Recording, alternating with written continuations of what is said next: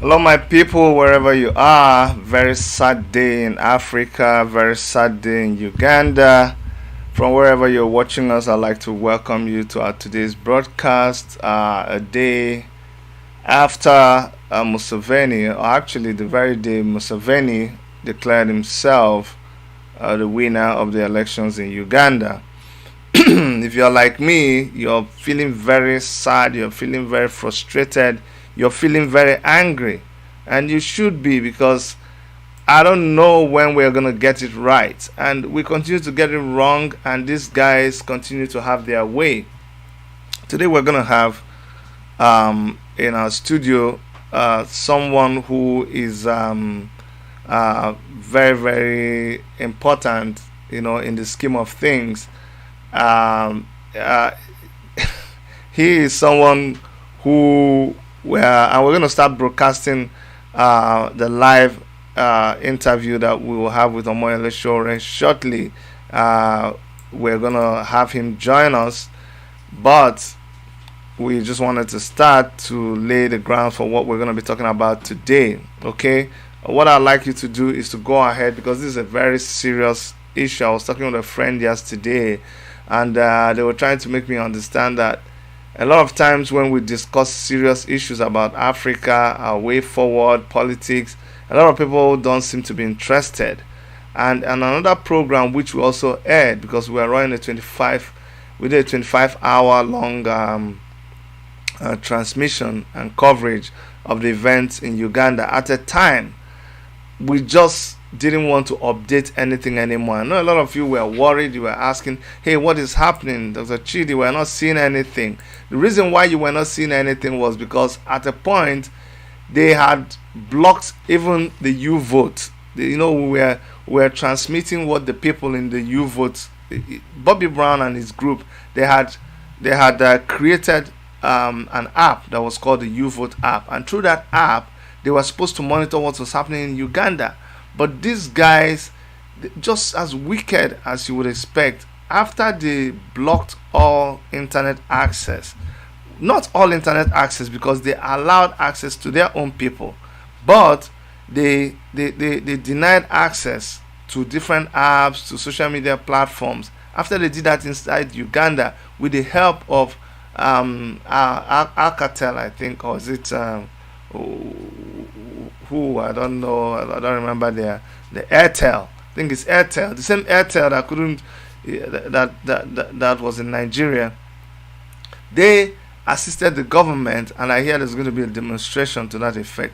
They assisted the government in making sure that they block people from exchanging information on social media. So after they succeeded in frustrating the efforts of Bobby Wine and his group, they also attacked this app and the broadcasting that the U-Vote people were doing. They succeeded in attacking them, and we lost our source of credible information from Uganda. That's why we could not really we couldn't do anything about it. So we apologize, but not to worry, because we all know that that election was a sham.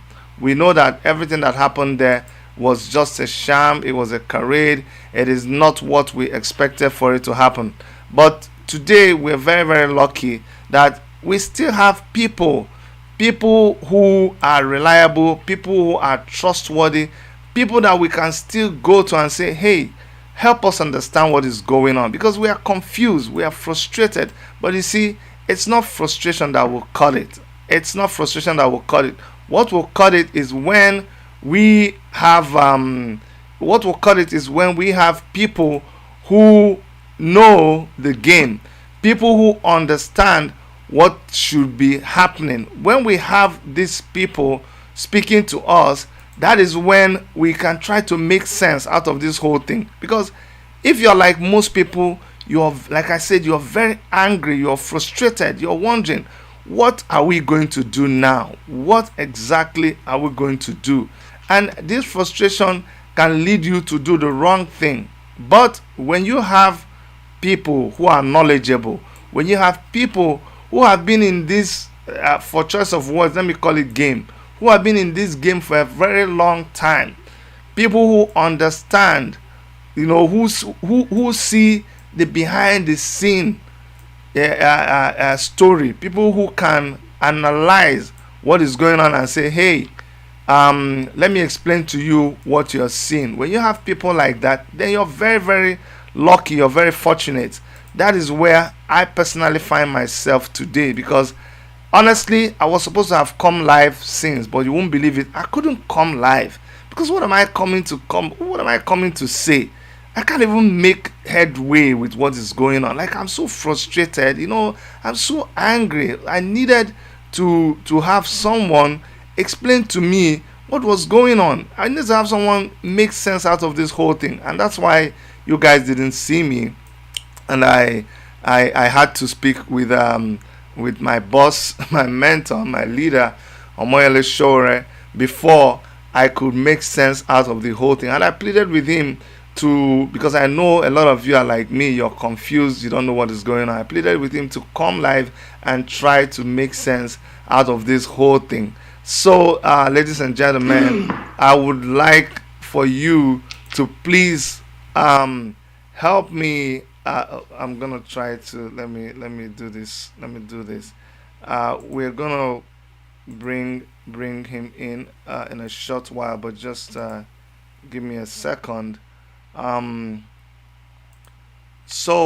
ladies and gentlemen, I would like you to welcome to our studio today someone who we regard him as the future of Africa. There are so many of them within the continent of Africa. Like you guys, you will notice in our in our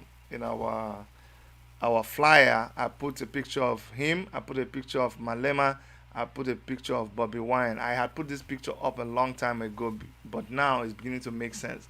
So we welcome to our studio none other than Omayele Sowore himself, Mr. President. You're welcome, sir. Thank you, Dr. Chidi. Happy New Year to your viewers. I think this is my first appearance on your show in 2021. Yes, yes. Happy New Year to you, sir. It's good to have you back. They wanted to start the new year with us on a very sad note, going to kidnap you and all of that. But we're so happy that we have you in our studio today. Thank you so much. Now, without wasting time, please help us make sense out of where we find ourselves, because we are still confused. What happened in Uganda and what are we? Just help us make sense of it. There is nothing strange about what happened in Uganda. Uh, I've been in touch with Bobby Wine up till the day of the election, and we knew when they suspended the internet, when they shut down the internet, that it was the last phase of the rigging process. Because without social media, without the internet, Bobby Wine's digital followers will have no way of publishing results from the election polling units across the country. And they knew it. So the moment the internet was off, all bets were off as well. But also, this should teach us a lesson that electoral politics is not enough to deal with dictators, to deal with tyrants. There has to be a different level of engagement that combines election with physical action to do it. And I must say that Bobby Wine, as a person, and his movement in Uganda did a fantastic job, you know, marching toe to toe with dictator Museveni, Yoweri Museveni.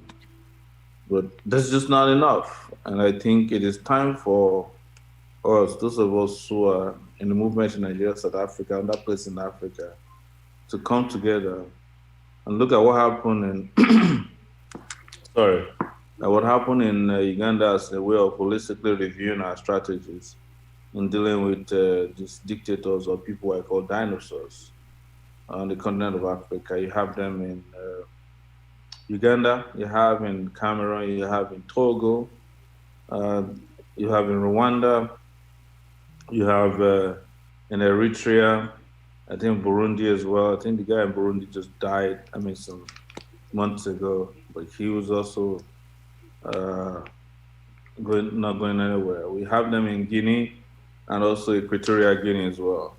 So that's lesson. That's a lesson for us that we have to be way ahead of these people, more prepared for this kind of engagement or this kind of process of delegitimizing and destroying a dictator way beyond elections that are supervised, organized by them, and eventually announced. This is what we're saying in 2019 that they didn't hold any election in Nigeria. They knew what they didn't shut down the internet because they were completely in control of INEC, and they were doing what we call see and buy. They looted the treasury where they couldn't buy people. They used soldiers, they used police. There's no difference between what happened in Uganda now and what was the 2019 election in Nigeria. And I feel sad, as you can see. I'm very depressed about it.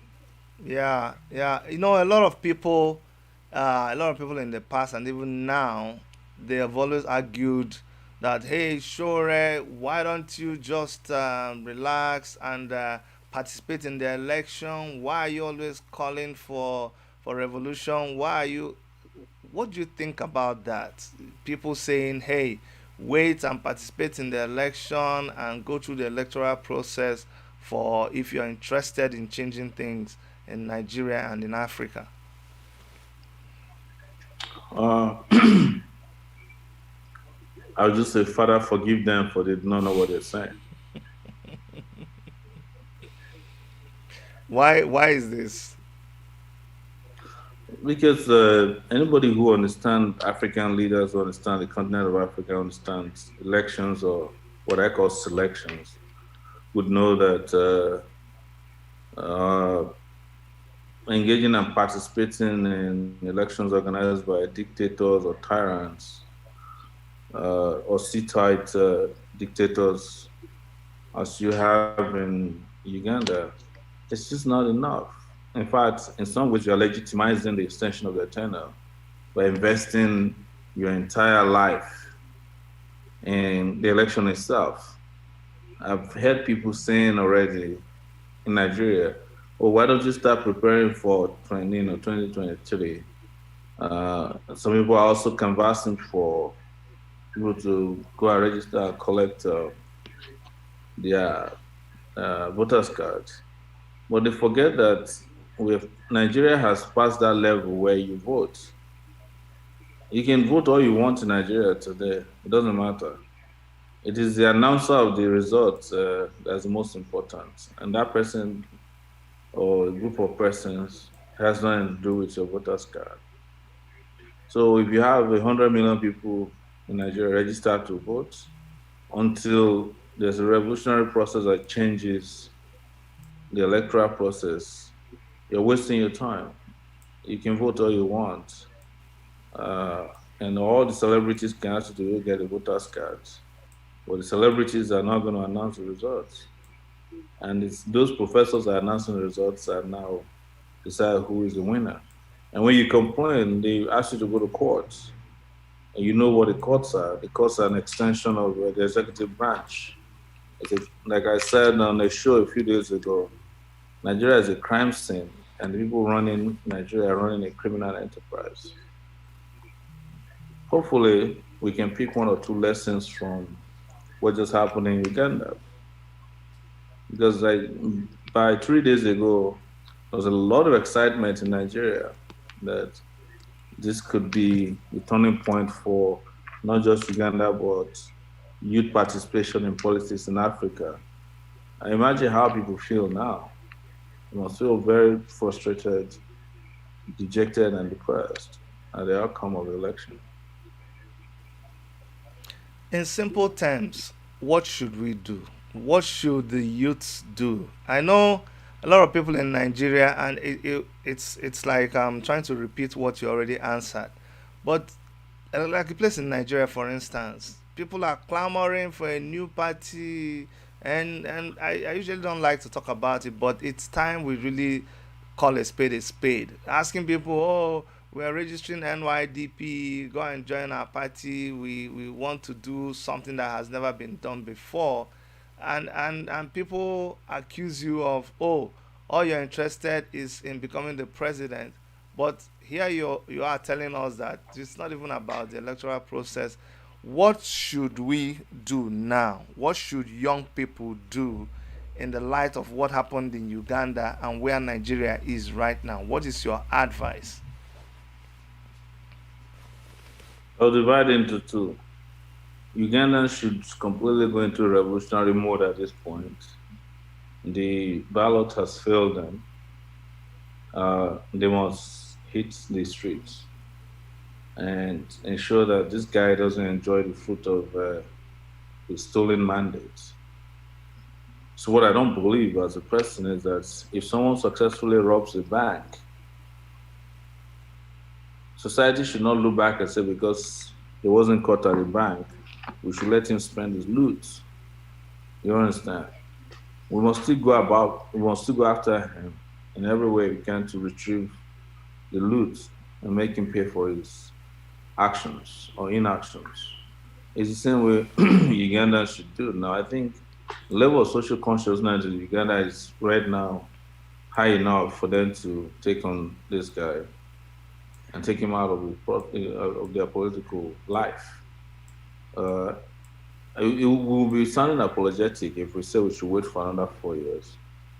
I mean, how do Ugandans live under this dinosaur for another 4 years? I can't even imagine it. I can't imagine myself living under the Buhari junta for another 2.5 years. It's too much. I'm overwhelmed by it. A lot of Nigerians are already overwhelmed by it. They don't. So can you imagine that Ugandans will undergo another 4 years of I this think theirs is torture? even 5 years. When maybe 5 years. I mean, by then, they'll probably have killed half of them. Bobby Wine would have gone on exile if they can drive him out, and nobody would remember Bobby Wine in another 5 years.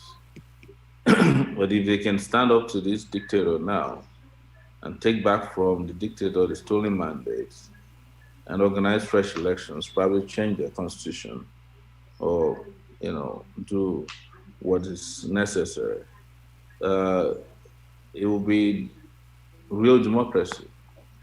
Because when people talk about democracy, they think democracy is just about the ballots. They forget that democracy has tenets. Uh, and one of it is that people should have the right to choose who their leaders are. The moment you take that choice away, you take that right away, it is no longer democracy. You can have a ballot and you can't, that is without the will of the people. Then it's nothing more than a box, an empty box. People see you as someone who doesn't want to, I don't know how to put it. They say, why don't you, Sure, why don't you just abandon this thing? Why don't you just rest? Why do you, see you as a troublemaker? Why do you keep causing trouble? Because after a short while, something is happening about Sure. If you're not drawing graffiti at the airport and they're arresting your people, arresting you, you are organizing a crossover protest, and you just came out of jail. So why are you not letting up? Why your nose was broken? Why are you just not stopping? Why? No, it's not about why I'm not stopping, it's why we shouldn't stop until we get that society that's desirable. A lot of people say this all the time that maybe we're doing it for our kids, we're doing it for another generation. I think it's a lie. We should do it for ourselves. I want to live in a free society.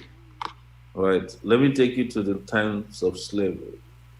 There were slaves who were taken in boats and they get halfway in the Atlantic Ocean,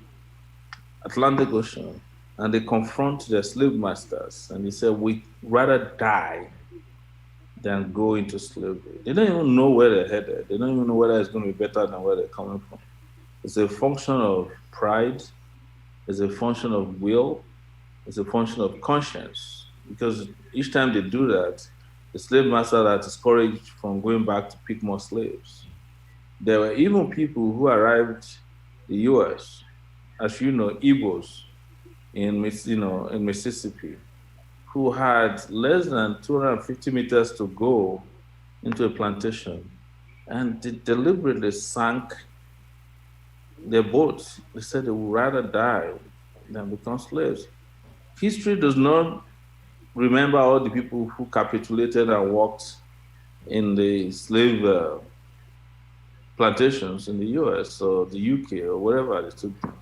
History mostly remember those who did not. And I'm not saying that I'm doing this for history to, assign a page or chapter to me. I just can't imagine that we're 250 million people. And, I mean, sorry, 200 million Nigerians, and a few people, less than 10,000 people, keep holding us to ransom. And all we can think of is how to, what they call Japa in Nigeria, which is to travel abroad and go on exile. I've done the exile business for 20 years. There's nothing there, you know.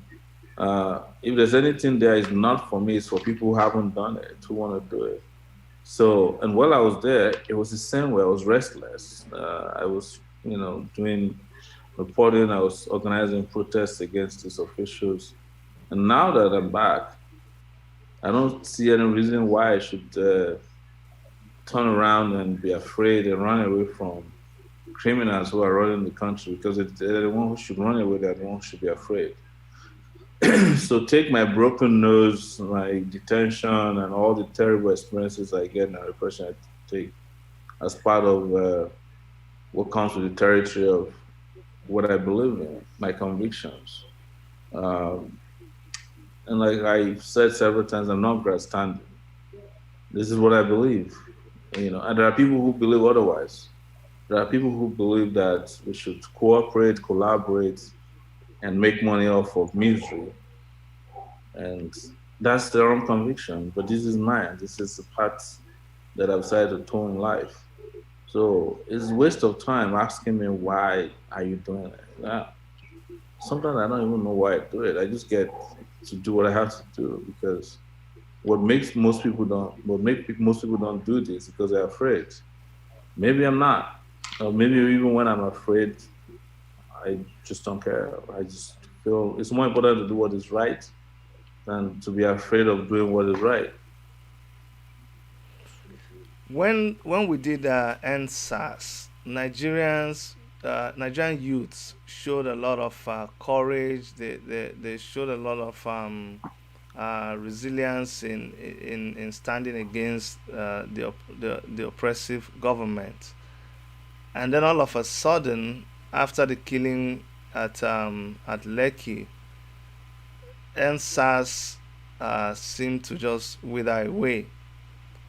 What do you think should happen? Because the same youths who were involved in EndSARS are all of a sudden at crossroads.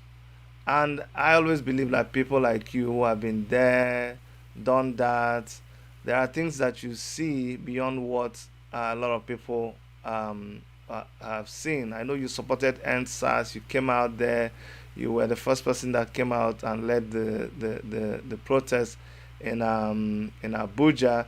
You were actually, you and Deji Adeyanju and Sega Links were the very first people that started the EndSARS and made it trend way back in 2014, I think. So, what is the next thing after EndSARS? I don't think it's about what is the next thing. I agree with you that people showed courage during NSAS, but I don't think we showed enough resilience. What resilience meant would be that NSAS should have continued on a bigger scale on October 21st, which was the day after the Lekki shootings. And it probably we did on a massive scale after that day, when the state showed bare its fangs. We could have shown our own superiority the next day by standing up to them And probably this conversation will be different today. So that is lack of resilience. But this is not the time for blame game. I'm just saying that we need more. We need more of EndSARS type of mass uprising so that we can get the country we want. Nobody's going to ever make progress by these fits and starts kind of protesting that way we're doing. EndSARS is powerful, massive. And I can tell you, after having been detained on January 1st at 11, that EndSARS achieved a lot. In fact, they're doing everything um, to cover up the achievement of EndSARS. For instance, the place where we were first detained on January 1st, known as Abattoir, we were told used to house 700 detainees. 700. Because of EndSARS, they let everybody go. There used to be an average of 4 deaths per day from bullet wounds, gangrene, hunger, starvation. But when EndSARS came out of fear for the continuation of EndSARS, they released over 600 and something detainees. By the time we got there were 76 detainees left out of 700. They cleaned up the place. They were now providing food, water, and access to lawyers. They still didn't allow families to visit while we were there. We didn't see any families coming around. But they did give them more access to the outside world. And the day we left the place was on Monday. We were detained there on Friday. By Monday, they had released another 40 persons because they were afraid of us. They saw us as the face of EndSARS. And it's like we came to inspect the cells, so they have to let more people go so that our information to the outside world would not lead to another EndSARS. As I speak with you, the Nigerian government, based on intelligence, information we had from being detained by the police, is mortally, I'm using the words not advisedly, but truthfully, is mortally afraid of another EndSARS protest. So imagine if we can pull another one, how much more we would achieve. They're afraid. They're totally afraid because there's nobody in charge of the federal government right now. Forget about Buhari. Buhari is just like an effigy, is like a mannequin. They dress him up and put him out to come and display presence, which is empty on the inside. Look at what he did the other day, trying to push out doves on Army Remembrance Day, Nigerian Army Remembrance Day, and the doves remain. They refuse to move because Buhari is lifeless, and they knew it. They knew better than we even would do. How can because what happens in one country in Africa affects every other country. Like you just expressed that you're depressed, there's the same feeling all across Africa. People are depressed, people are angry, people are frustrated. What can we all do to help the situation? I don't know. I don't know how we can, but is there anything that this generation of Africans can do to help the situation in Uganda? I think we should find out what's happening with Bobby Wine. I haven't seen any of his social media posting in the last 24 hours. Uh, I also have a way of reaching out to him. He hasn't responded. Worried about him. Let's find out how he's doing, what he's up to, and what's the next step. Let's find out from him. Then we just take it from there.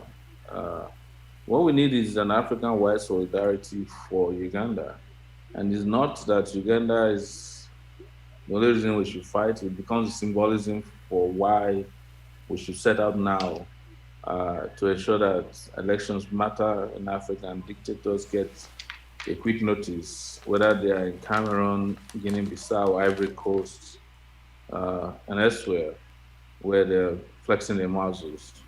I think there needs to be an African-wide response, particularly considering that the African Union is completely gone AWOL uh, on us.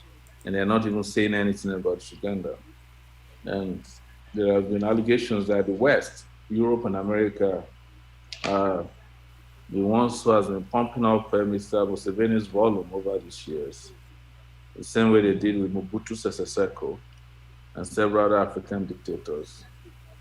And anybody reading, who has ever read post-colonial Africa history in Africa, you just wonder where it's going to be all right on the continent because the story has been the same for more than 60 years Yes, across Africa.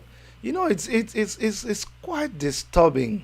Actually, now that you said it, it's quite disturbing that African Union would not say anything about it, even if you are not going to comment on the election. The fact that you would shut down people's means of communication.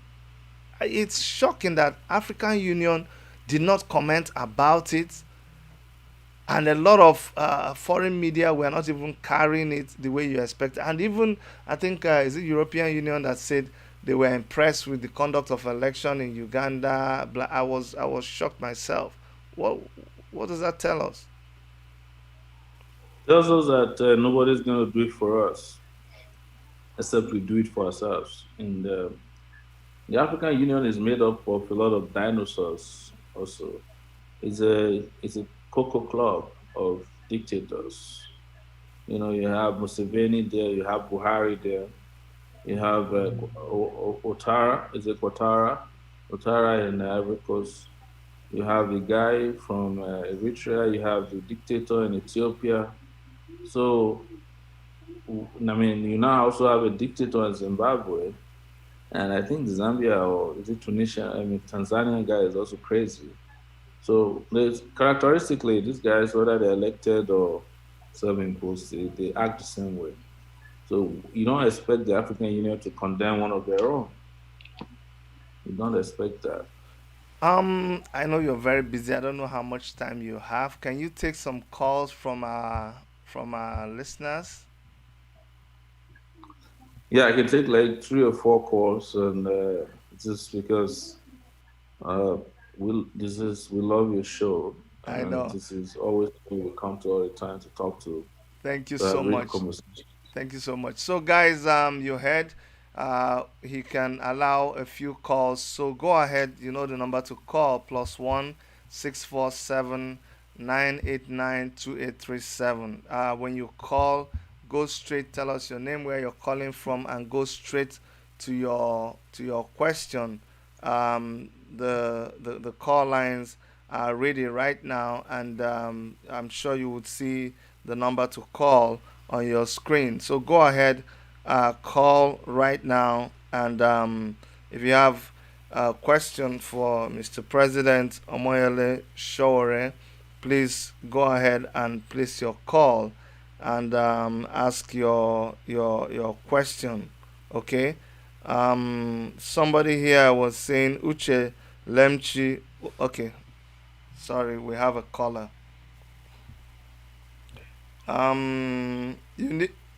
You need to turn us down. Caller on the line. You need to turn us down behind you so that we can hear you clearly. Tell us your name and where you're calling from. Okay, I will do that. Hello. Yes, we can hear you. Tell us your name and where you're calling Okay. from. You're speaking with Daniel Agu. I'm calling from Ireland. Go ahead, Daniel. Yeah, let me just go straight to my opinion or question to Sowore. Yes, please. Please, Mr. Sowore, you've been trying a lot to see that Nigeria moves forward. That Nigeria deserves where it's supposed to be. Okay. But can you please address the issue of Oduduwa, Biafra, Middle Belt, or Ariwa? If it is possible for us to separate peacefully, that would be the best way. Or if they can do it in a way that Nigeria can go to regional system of government so that everyone can develop on his own pace. Thank you very much. Okay, we are going to take four questions before he starts responding. I've heard your question. Your question is can he address the issue of Oduduwa and Biafra and Middle Belt and everybody going their separate ways, or can he suggest what he thinks best is the solution?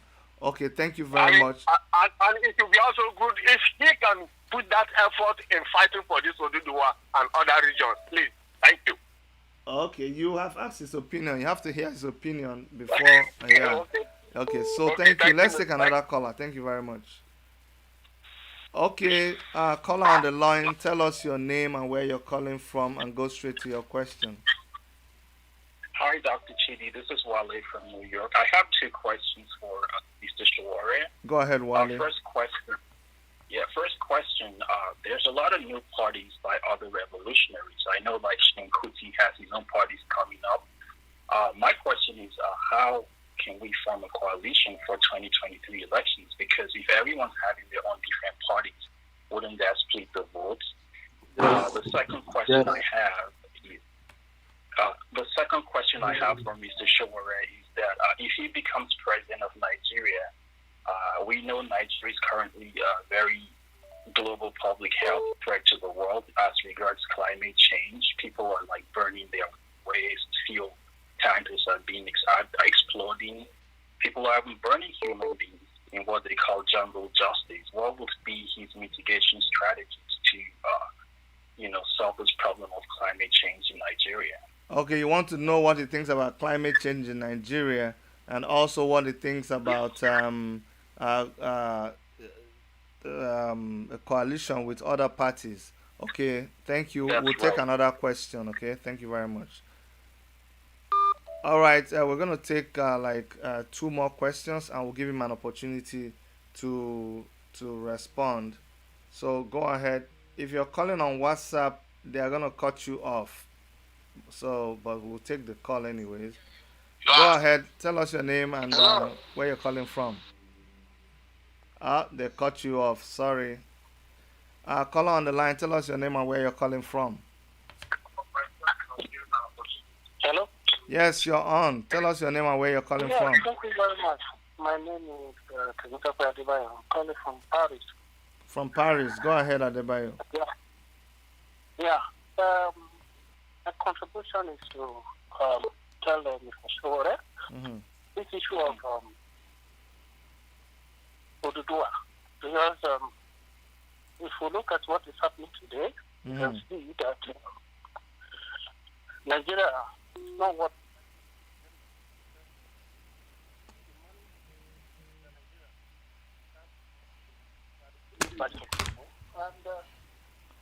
Sorry, we lost you back there. You said this issue of Oduduwa. Can you summarize? Because we lost you. So what we are saying is, it's better for us to fight our cause rather than fighting for Nigeria, because this thing about money, and spending money for Nigeria again with all this exchange from the government, I don't think it's what do. Okay, let's take another person. I heard your question. I just missed a call from Adeleke. I hope he can call back so that we can take his call. And there was also Samuel Onang. If Adeleke and Samuel Onang can place back their call. The person on WhatsApp, we're not able to take your call, but we're going to try to take Julius Adeleke and Samuel Onang, and we would allow Omayele Sowore to respond. Chidi. Hello, Julius Adeleke. You want to? I just want to speak with Sowore. If it's possible, I ask a question. Yes, go ahead. You're on. Ask your question. Julius, why is it not? Why can't Sowore and the other and the youth, can't they form a party for the youth? Can't they unite and form a party? Okay. That is going to be formidable. Thank you. Okay, thank you so much. Form a party. Okay. Yes. Form a party for youths. Yes. And unite. Okay. And get united. Thank you so much. On that one party. Thank you. Okay, bye. Thank you, Julius. Now this would be the last caller, and we'll give him an opportunity to respond. Go ahead, caller from Detroit. Tell us your name. Hey, hi. This is Omoba calling from Detroit, Michigan. How you guys doing? We're doing well, thank you. Awesome. You see, this issue of Sowore and Oduduwa of a thing, I think the guy himself, Sowore, needs to lecture more and more people because I do not understand why the Yorubas keep clamoring for Sowore to be clamoring for only Oduduwa region, whereby he has given a wider view and knowledge in terms of look. It is better when we are one Nigeria. With that, we could move a lot instead of all this Yoruba of a thing, Oduduwa nation. So please, Sowore, please, should please, work harder in that area for them to really understand and get his ideas and concepts way better than the mere little people that are saying, no, it's all about Oduduwa first and all that. So that's my contribution. Thank you so much for your good work, Gidi. Thank you very much. Thank you very much.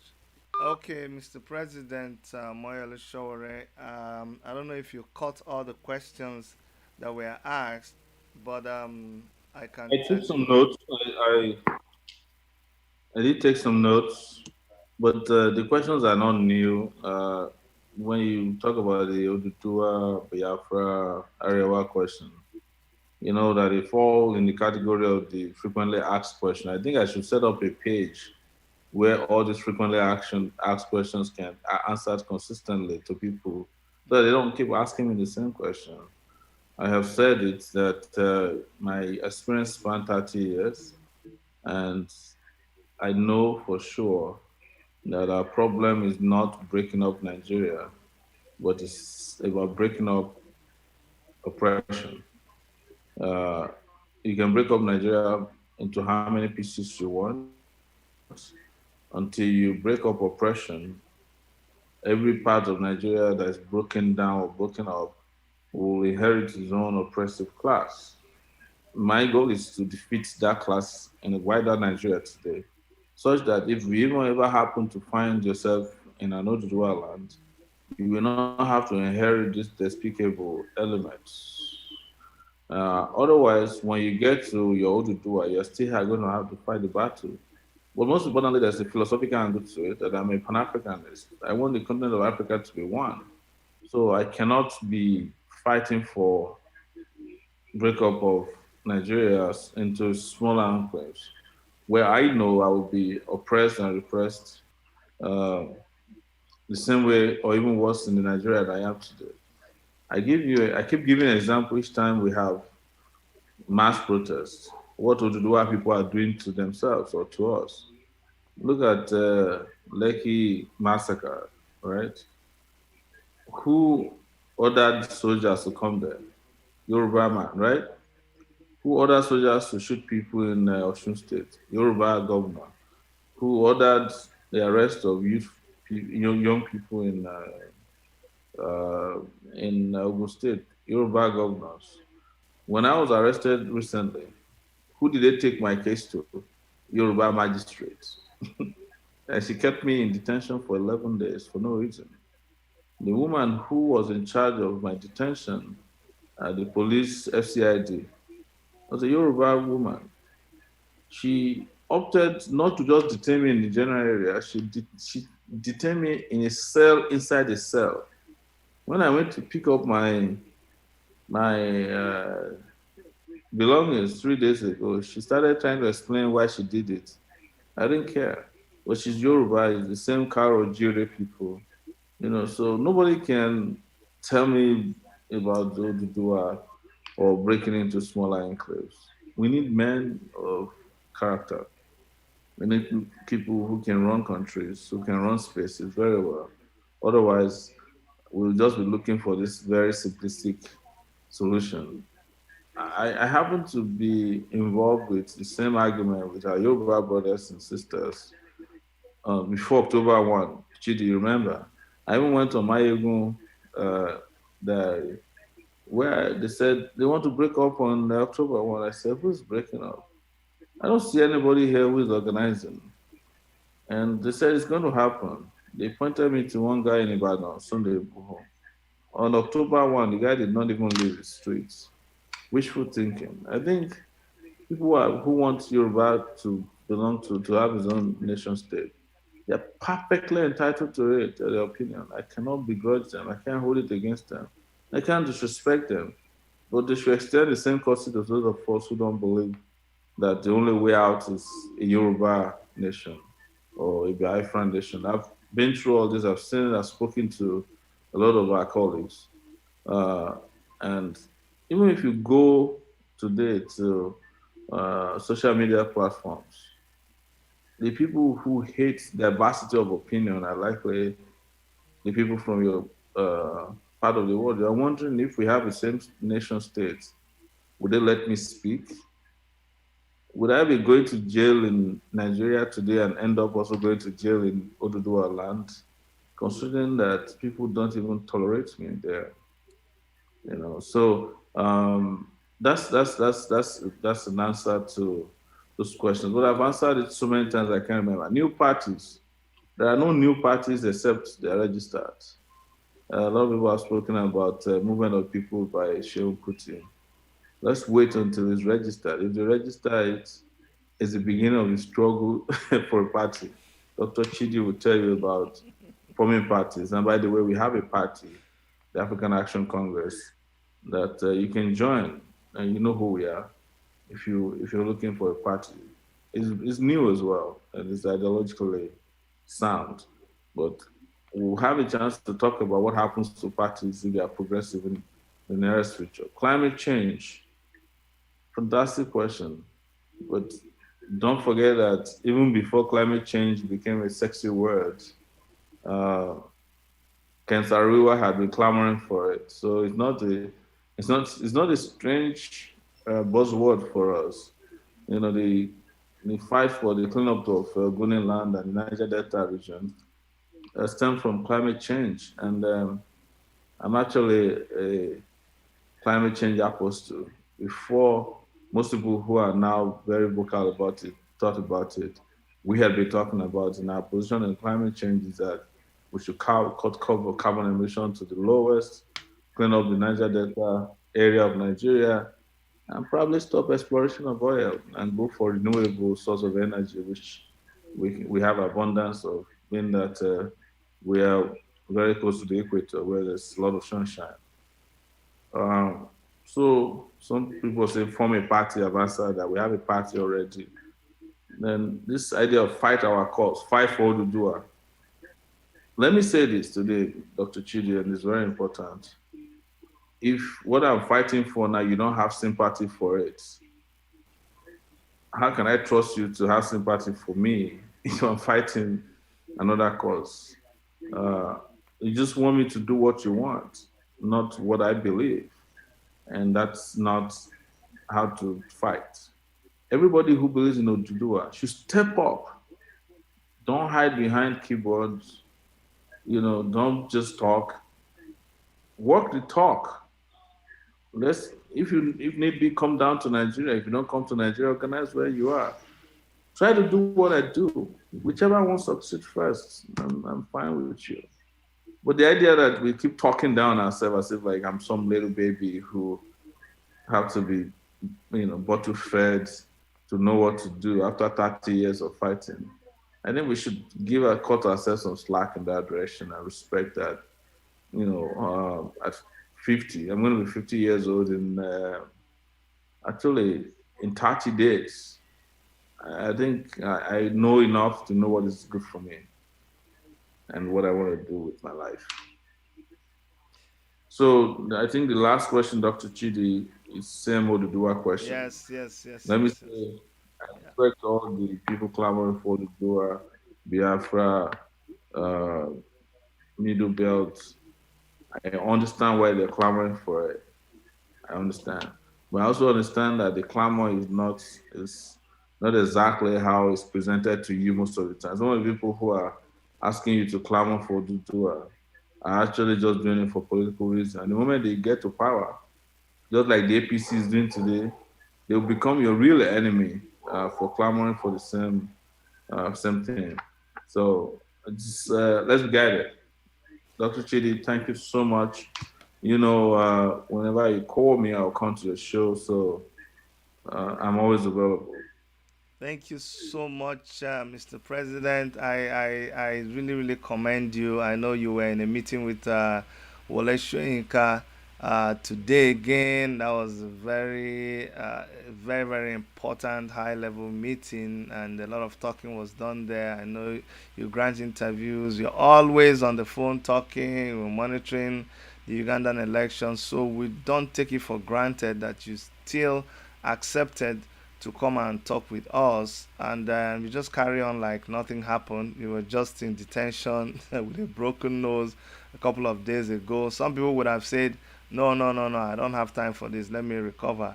But it's we feel privileged that you will make our time to come and speak to us. And on a final note, a lot of people have been worried. They've asked, "Oh, hi, Shore's family, what's happening?" And I know just for their benefits, please tell us how your folks are doing. Tell us how.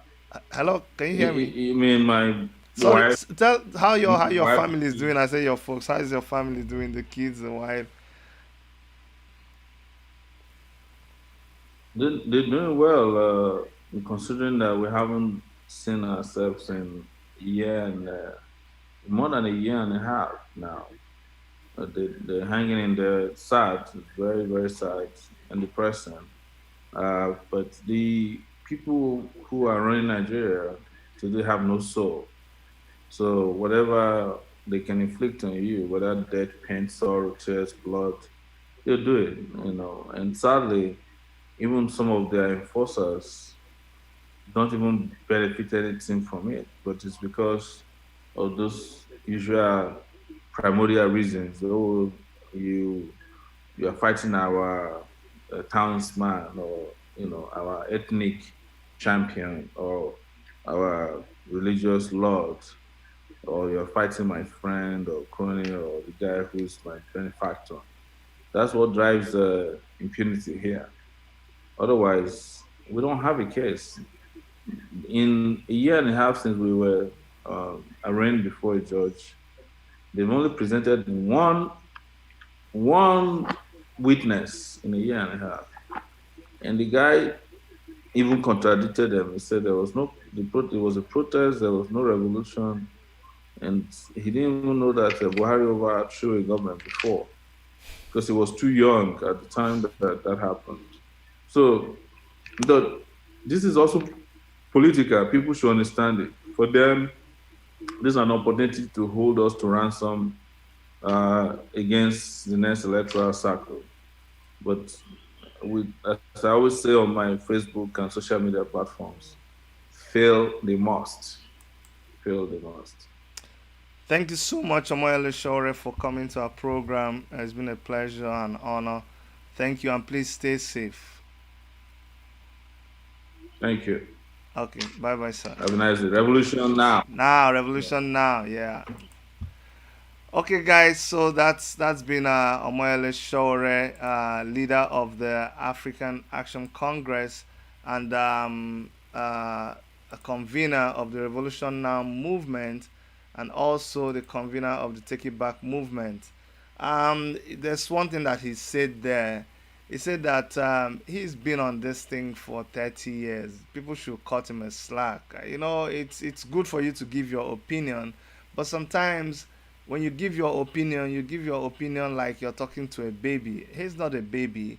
He's well connected with what is happening. And I want to correct one impression here. Sometimes when we get them to speak, it's not that we don't know what their feelings are. It's not that we don't know what their opinions are in this thing, because I mean we stay with them. We know, we relate with him. I'm in contact with him every time, so I know what is his opinion about things.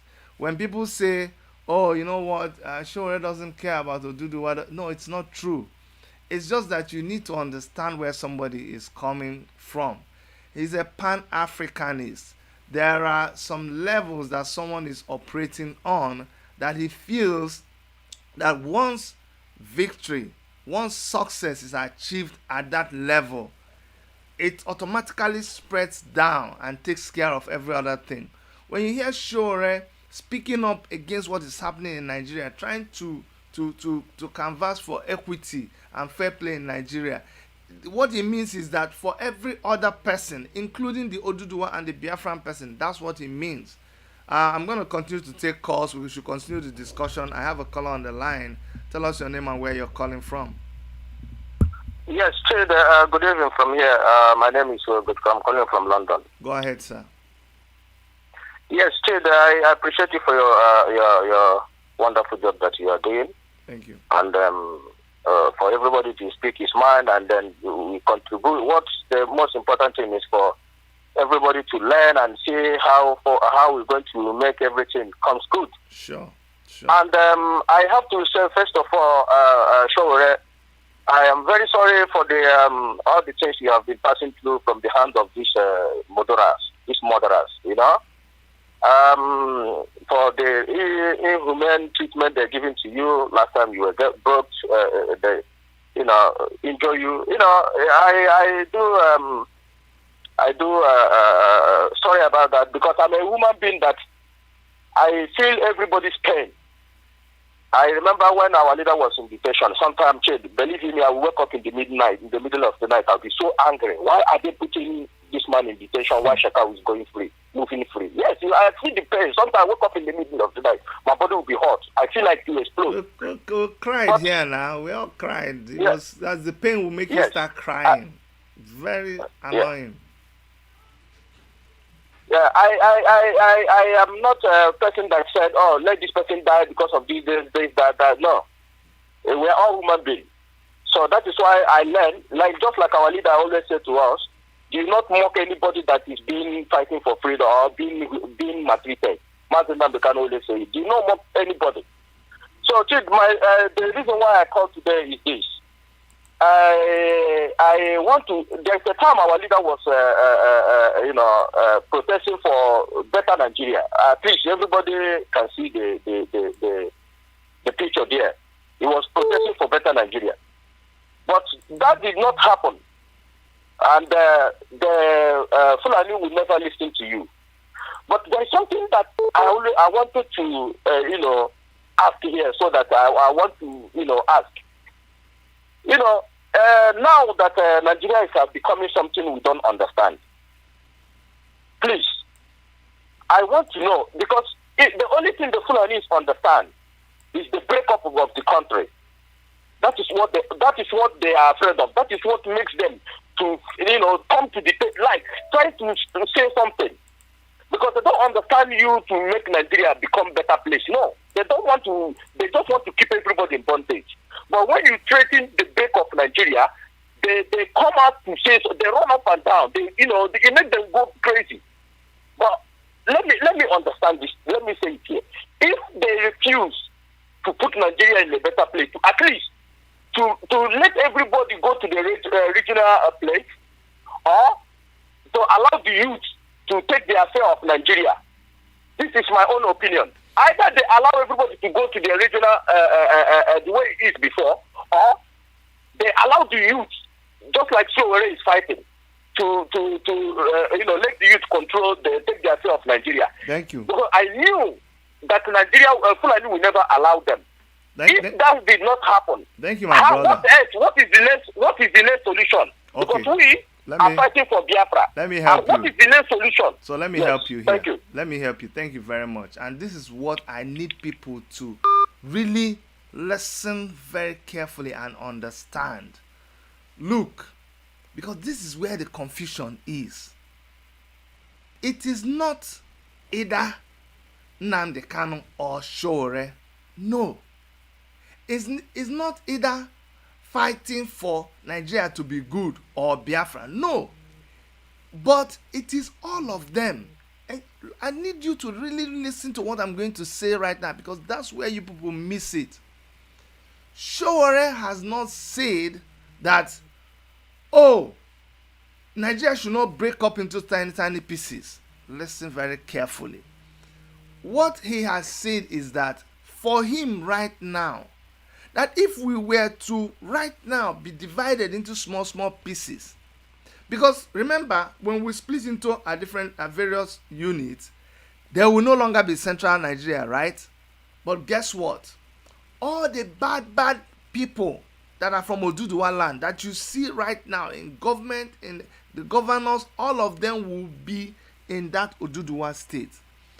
all the saboteurs, all the bad people that are within Biafra land will now be in Biafra land because they have not been exposed. So you have to understand. What he's saying is that before we even get there, because nobody knows what the way Nigeria is going now, it's already broke. That is, it is an accident waiting to happen. It's already destined for scattering.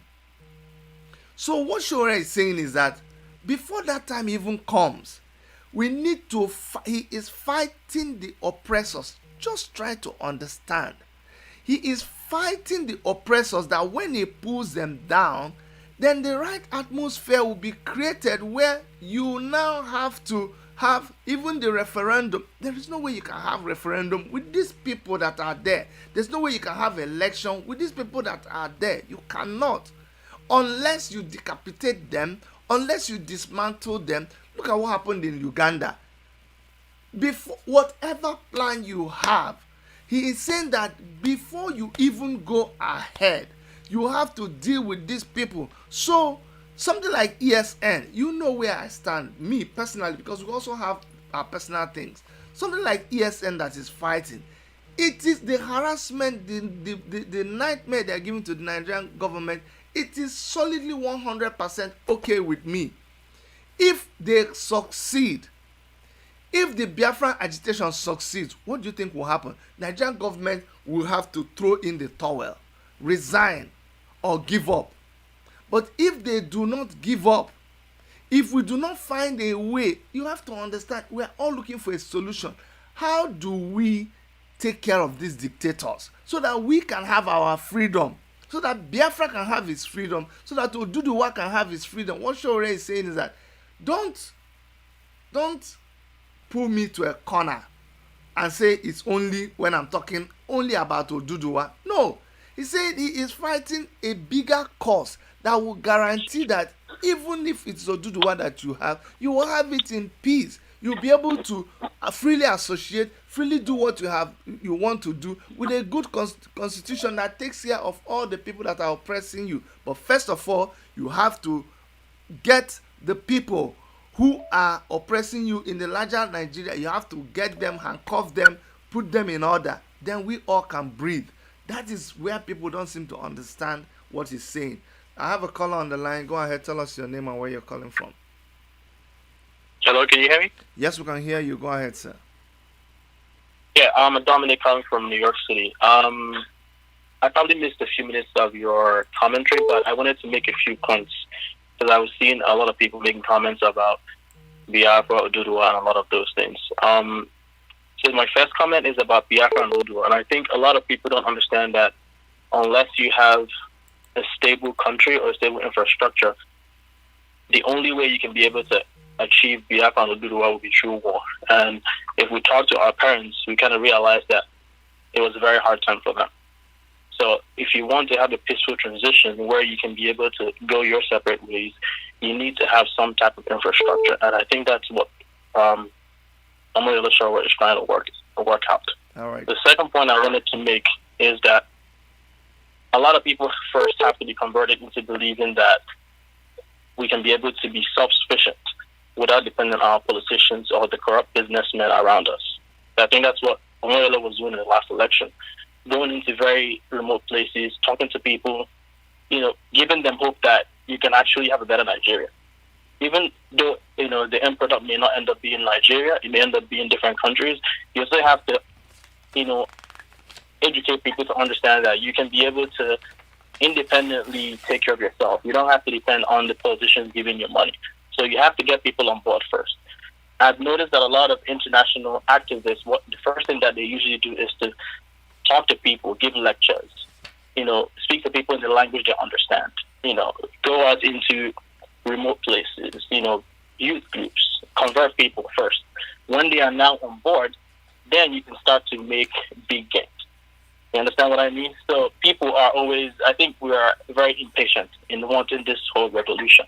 It is something that may take years before you can be able to realize it. It may not even be in Omayele Sowore's lifetime, but he probably would have laid the groundwork over many years so that we can be able to achieve this whether it's a new Nigeria or Ududua or Biafra or whatever we want. The last point that I want to make is what y'all talked about in terms of the protest. It's a good thing that we had this big protest, but I don't see how we can be able to have a second form of EndSARS movement, because a lot of people were attacked, killed, maimed. So there's a lot of fear in the land at this point. So who is going to be that one or two people who are going to be able to galvanize them again? So I think at this point, All right. needs to be done is... I need to take another caller, okay? Oh, sure. No problem. Thank you Thank you very much. Thank you.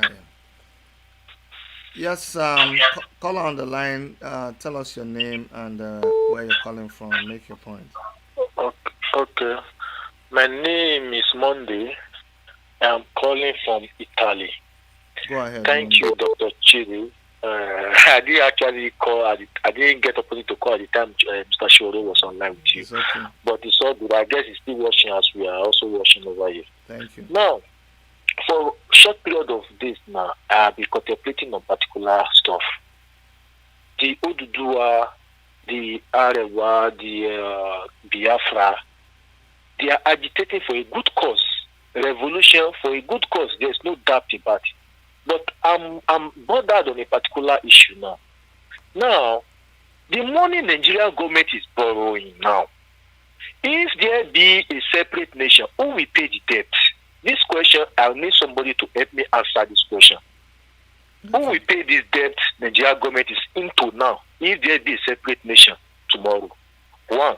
Number two is that it's very disheartening the way the Yoruba Ududua agitators are going about their agitation these days. It's very easy for them to just betray Sowore all of a suddenly. Just turn back all of a suddenly. That means it will be difficult. It is not showing to me now that this is what has been happening in the days that we are yet to be born. That they always say Yoruba is a betrayer, I'm a Yoruba. There's no doubt about it. But I said that I can't keep lying on the backyard of darkness. It is not possible. When we are fighting a group, let's face it once and for all and settle the score once and for all. Not that we'll be branching left and right, looking for where it will be favor me, where it will be favor me. No, let it favor everybody. Okay. Thank you so much. Thank you that very is much. My point. Thank you very much. Don't forget that we actually came here to talk about Bobi Wine. But you see when you hear people saying this thing, it shows you that everybody is upset with what is happening in every part of Africa, not just in Uganda. What has happened in Uganda is a reflection of what is possible in Nigeria. So I want our Ugandan brothers and sisters to know that it's not like we don't care about what happened in their country, but we've observed what happened in their country, and the outcome has got us more angry to know that we need to fight more about what is happening in Nigeria. I'm telling you, if we were to win our own war in Nigeria, it would be very, very easy to imagine people like Omayele Sowore or people like Nnamdi Kanu in leadership, any form of leadership in Nigeria. What do you think will happen? They will turn their forces to Uganda. I'm telling you, even if it means starting a war with those people, I'm telling you the truth. But because not them, look at Museveni. Look at is it Biya in Cameroon? Just look at them. The same kind of people. Look at Buhari if he's still alive. This person has been calling me on WhatsApp. Sorry, you need to make your point before they cut you off. Sorry. Good evening, sir. Good evening, my brother. I'm sorry. Go ahead. Tell us your name and where you're calling from. You see, what? Just pick up the phone and call me direct now. You're calling me from where? I'm calling you from Italy. So just call me direct so they don't cut you off, please. It's like 2 minutes. It's okay. Because they keep cutting you off. Okay. Yes, please. Please call me on a direct line. It makes better sense. Anyway, so the point I wanted to make, I need everybody to just pipe down a little bit and let me tell you what I wanted to tell you, okay? You see, the struggle in Uganda is the same thing as the struggle in Nigeria. We are struggling, we are talking about the same dictators all over the place. Now I have a caller. You're calling from Georgia, but I need you to hold on a little bit. Let me describe something, and then we'll come back to you guys. Okay? So you can either hold on or just hold on. Stay on the line, my brother. You're in North America, so it's not too expensive. All right. So what I wanted to say is this. I need you guys to understand. You see this paper here that I'm holding. I hope it's showing up. You can see I just made this quick drawing, and in the middle is Nigeria. One side is Arewa, one side is Biafra, one side is Oduduwa, and then in between there is, before some people kill me, there's middle belt. Sorry, I need to, for inclusion's sake. There is of course there's middle belt, there's Niger Delta, okay, there's Duduwa, there's so many other people, okay. So there's middle belt, don't mind my writing, and there's Niger Delta, okay, Niger Delta, and then there's so many other groups, okay. So let's assume this is it, okay, and there's this big thing is Nigeria. Now before you begin to talk about this, is what it's easy, we can separate, everybody goes their separate ways, we break into tiny other countries, all of these things, it is okay. But the problem is that while you want all this to happen, there is somebody that is like this. There is this Nigeria, there is a force that is holding this whole thing like this. Everybody inside here, whether you're Yoruba, whether you're Arewa, whether you're anything, there is this force, and this force we need to be able to decapitate this force one finger at a time, another finger, break it, so that these people remove this one, so that these people can let you go. When we are able to break this thing up, then you can be free to now decide what you want to do. So when you hear people like Omayele Sowore talking, they are fighting. You see this hand that is keeping you here, because every other thing, your agitation, your fighting, your protesting, inside this thing, there is no way you can be able to achieve it, because these guys are holding you down. It doesn't matter what you think you have. There is something holding everybody and squeezing you, and they are holding us so tight.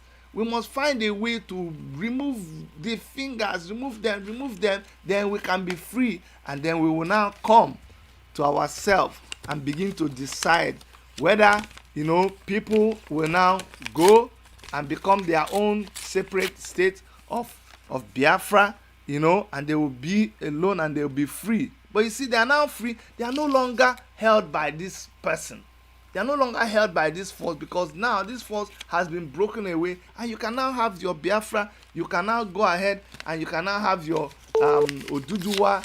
You can have your Oduduwa state free to do whatever you want. You can be Arewa. Whatever you want to be, you can decide. But as long as these people are there, there's not much that we can do. I'm going to go back to the caller that I kept on hold, that's calling from Georgia. Sorry about keeping you on hold. Go ahead and tell us your name and make your point, sir. Good afternoon. My name is Sadiq. Go ahead, calling from Georgia. Go ahead. You see, what is really happening in Nigeria? We're talking about Biafra, Oduduwa, Arewa. We should all forget about those things, because irrespective of what they are saying, Africa was divided by these people who came to Africa to create borders. So if we are now thinking of creating borders ourselves now, it's not going to help. Why can't we just stand united and fight against these political thieves in Nigeria? Look at what is happening to Bobi Wine in Uganda right now. Shut down the internet. The local stations cannot report, all sort of things, atrocities in Africa. So, saying Oduduwa or Arewa, all these things, we have people who are representative of those areas. Tinubu is a Yoruba person, you get it, and you are talking of Oduduwa. Is Tinubu a good representative of Ududua? Or Sibaju is the pastor? You understand? What do you want to talk about? Those people are just using the political point, agenda to divide the nation. So talking about Ududua is not the problem. Whatever they want to say, let's just fight in one nation, as a nation, as a Nigeria. Because I always feel bad for Mr. Omayele Sowore. He's the only person that I see when he's talking. And we have millions of Omayele Sowore in Nigeria. But Nigeria is just subject to poverty that when they just give them a certain amount of money, people can sell their soul. Okay. Thank you. Very, very unfortunate. Thank you very much. Thank you very much. I appreciate your call, okay? And all your contributions. Yeah. Okay, caller from Virginia, tell us your name and make your point as quickly as you can. Thank you. Yeah. Hi, Dr. Chidi. My name is Priye. I'm calling from Virginia. Go ahead. As much as first of all, let me thank you very much for your show. I've been following you for a while now. And I've also listened to the Sowore's interview. Yeah. I want to say something and let everybody understand that we have Nigeria right now. And as much as we all carry Nigerian passports, should Nigeria disintegrate, I want to sound a note of warning, especially to the various factions that are calling for different zones to be a country. I want Biafra to understand that even if Biafra comes, which is good, Niger Delta will have a Niger Delta Republic. I don't think they have really sampled the opinions. This was the same mistake that was done in '66. They have not really sampled the opinions of the South people. The South people will not go with Biafra. They would rather have that. That's one of the reasons why Azikoro started litigation against the Eastern region that was put down by the then Eastern region premier, which is Ojukwu, and when Agoros was head of state. This Biafra thing, it's not going to work with South people. Let's just understand ourselves. And if Nigeria disintegrates, let it disintegrate along the 6 zones that we have right now. All right, my brother. Yes. Sorry. You see the problem I have with all of that. Our people say, na da no nani n'etilu okwa no n'enu aki, and I'll explain it. That means you cannot be on the ground and be preparing the palm nuts that you are going to use to chop the what they call that something fruit. This is what they call that okwa. How do they call okwa in English now? Breadfruit. You cannot be preparing for the breadfruit that is still up in the tree. Do you understand what I'm saying? Because it's still a long process. Before you begin to talk about how it will break and who will break, you have to think about first, who will allow you to break? Do you understand what I'm saying? We need a referendum. But who will grant you that referendum? That is the problem. So I think that we have a bigger problem. See, I don't care. You are not even sure of how I used to talk about Soviet Union. When Soviet Union broke up, there are so many republics that broke up inside the breakups again. So you do not even you are talking about Niger Delta now. You do not even know if somebody can get up inside Niger Delta and still want to be their own republic. You can't stop them. So before we begin to talk about the breakups or who will accept or who will not accept, let us talk about the guy who is holding us first now. You know what I'm saying? Because there I think I agree with you 100%. Do you understand? All of us have local government chairmen. We have councillors. We have governors. Just like Sowore said, it is not the breakup. It is the people that are perpetuating what they are doing right now. I believe that Nigeria should remain. Let me tell you something. Let me tell you something. Let me finish. Go ahead. Nigeria should remain and let us go to a confederal system. Because I'll tell you one thing, there is no way the people of, at least I know for the job people, let me not talk about Niger Delta as a whole. the job people will settle for Biafra. That's one I know. And I know you know that's true. So the best thing for us, the same thing happened in Sudan. After Sudan went, let me finish. After Sudan went up and divided, there was still another civil war in southern Sudan. So the best thing for all of us as Nigerians, I have Igbo in-laws. I have Yoruba nieces and nephews. I have Igbo nieces and nephews. Hell, I have Hausa's northern nieces and nephews. Why don't we just remove that this breakup thing? It's a diversion. Let us just go for a simple resource control confederal system, just like they have here in the States. It's not like I'm cutting you off, my brother. I wanted to move on a little bit. I really understand you, and I appreciate it's your opinion. And what I say is my opinion. There is no hard and fast rule that everybody must accept, each other. What I'm only appealing to you is this: there are things we do not know. You will count one, and then you will count two. But before we go count 1 and 2 and 3, before people started proposing a breakup, you need to understand that you already pushed them to the wall. That's why we cannot say that the person agitating for a breakup doesn't have a point. You understand what I'm saying? And if you listen to Omayele Sowore, he is not against the people clamoring for Biafra. He is just saying that before that, so you get what I'm saying? Whatever will be after, the man who is clamoring for Biafra, Mazi Nnamdi Kanu, he was also clamoring for unity in Nigeria before nobody listened to him, before you push him to the wall and he say, you know what, Biafra for me. Now he is clamoring for Biafra. We cannot even fault him. You that you believe Niger Delta or who will not be under Biafra, fine, just clamor for what you want, but let us direct all our grievances towards the people that are at the center. And when Sowore is calling for, and that is where I may disagree with you. See, right now with the situation in Nigeria, with the situation in Africa, no amount of civil, negotiation and talk, no, it will not work again. That's why Sowore is asking you for a revolution. What a revolution will do is bring everything to a halt, and then people will now talk. But before that time, we have gone beyond sitting down on a table to talk, to reason. Because the person you're reasoning with is a killer, is a wicked guy, is a robber. So thank you so much for calling, my brother. I really appreciate your call. Thank you.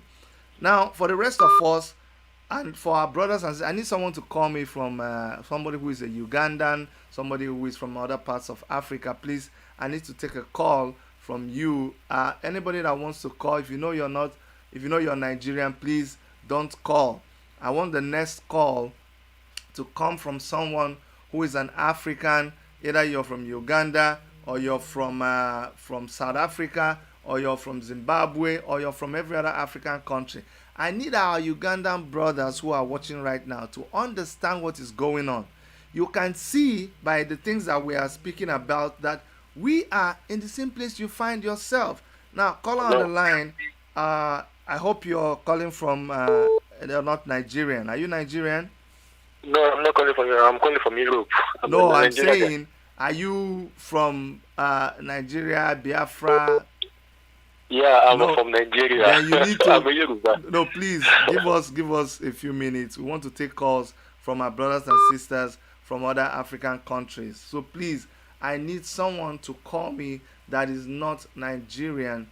Someone to call me that is from another African country. I need you guys to understand that we are in solidarity with you. But by x-raying what is going on in Africa, we're trying to identify with you, to let you know that we are also fighting dictators in our country, that we are tired of being tired. Now, like I said, I want to take a call from someone who is from another African country. So caller on the line, where are you originally from? I'm calling from Rwanda, but I'm from Gambia. You're from Gambia. Yes, thank you so much, my brother. Go ahead, tell us your name. And turn us down. You're listening to us also on another device. Can you turn the volume of that device down? Okay.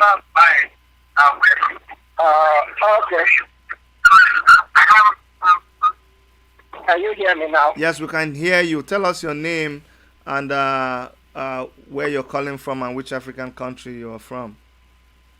I'm from Miami, Florida. Go ahead. I live in Florida from Gambia. Go ahead, sir.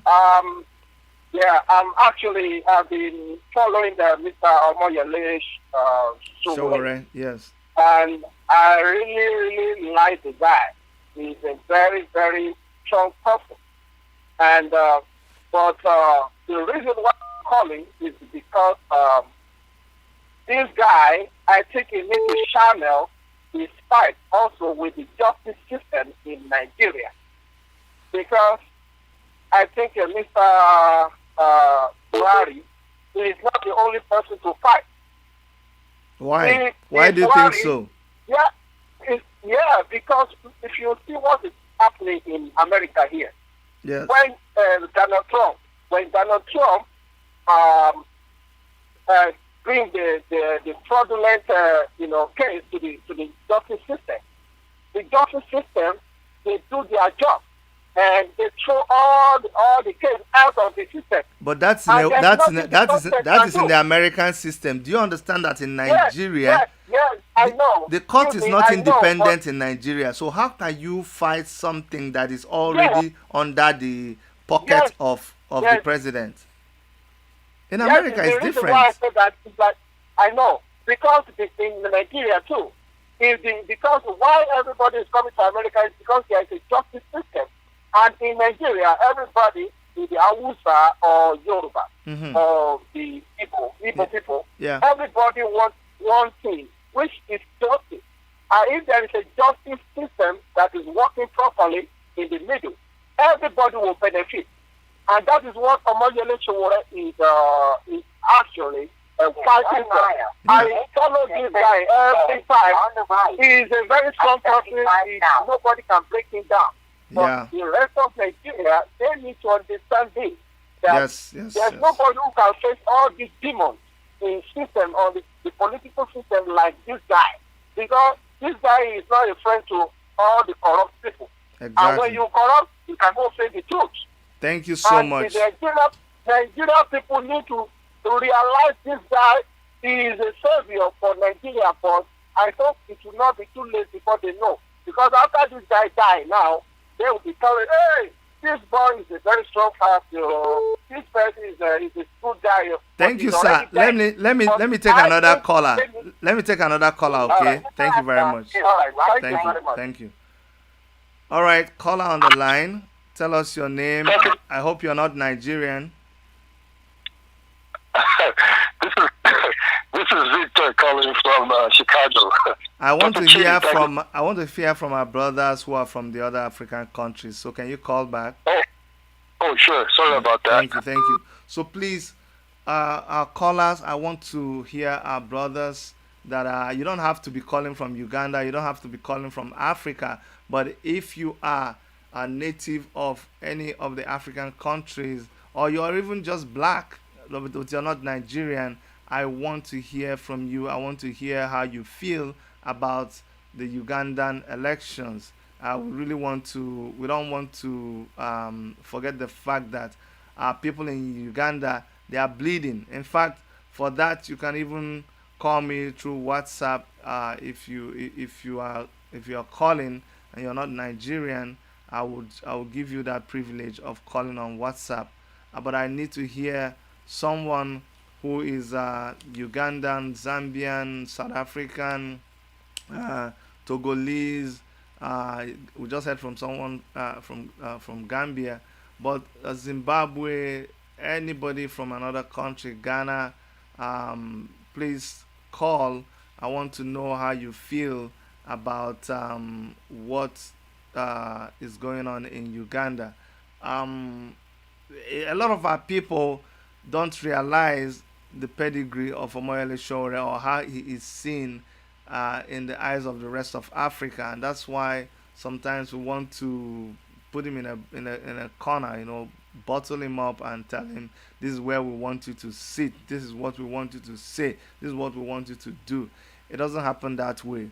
We must learn to respect everybody's struggle. all, and I mean all, the freedom fighters. We must learn to recognize them and appreciate what they are doing. It takes a lot of sacrifice. It takes a lot of sacrifice on their side to do what they are doing. There's a lot of our brothers and sisters who are making comments on the chat room. I see a lot of you. I see a lot of you. Please do us a favor. Would like other of our African brothers and sisters to hear your own perspective and hear what you have to say. There's a lot of you. I'm reading your comments. I see you. I see you. But I really want you to. I want you to call the number above. Someone is saying in the chat room. The number to call is +1 647 989 2837. I don't know if you guys are shy to call. You're already using a device, so it's easy.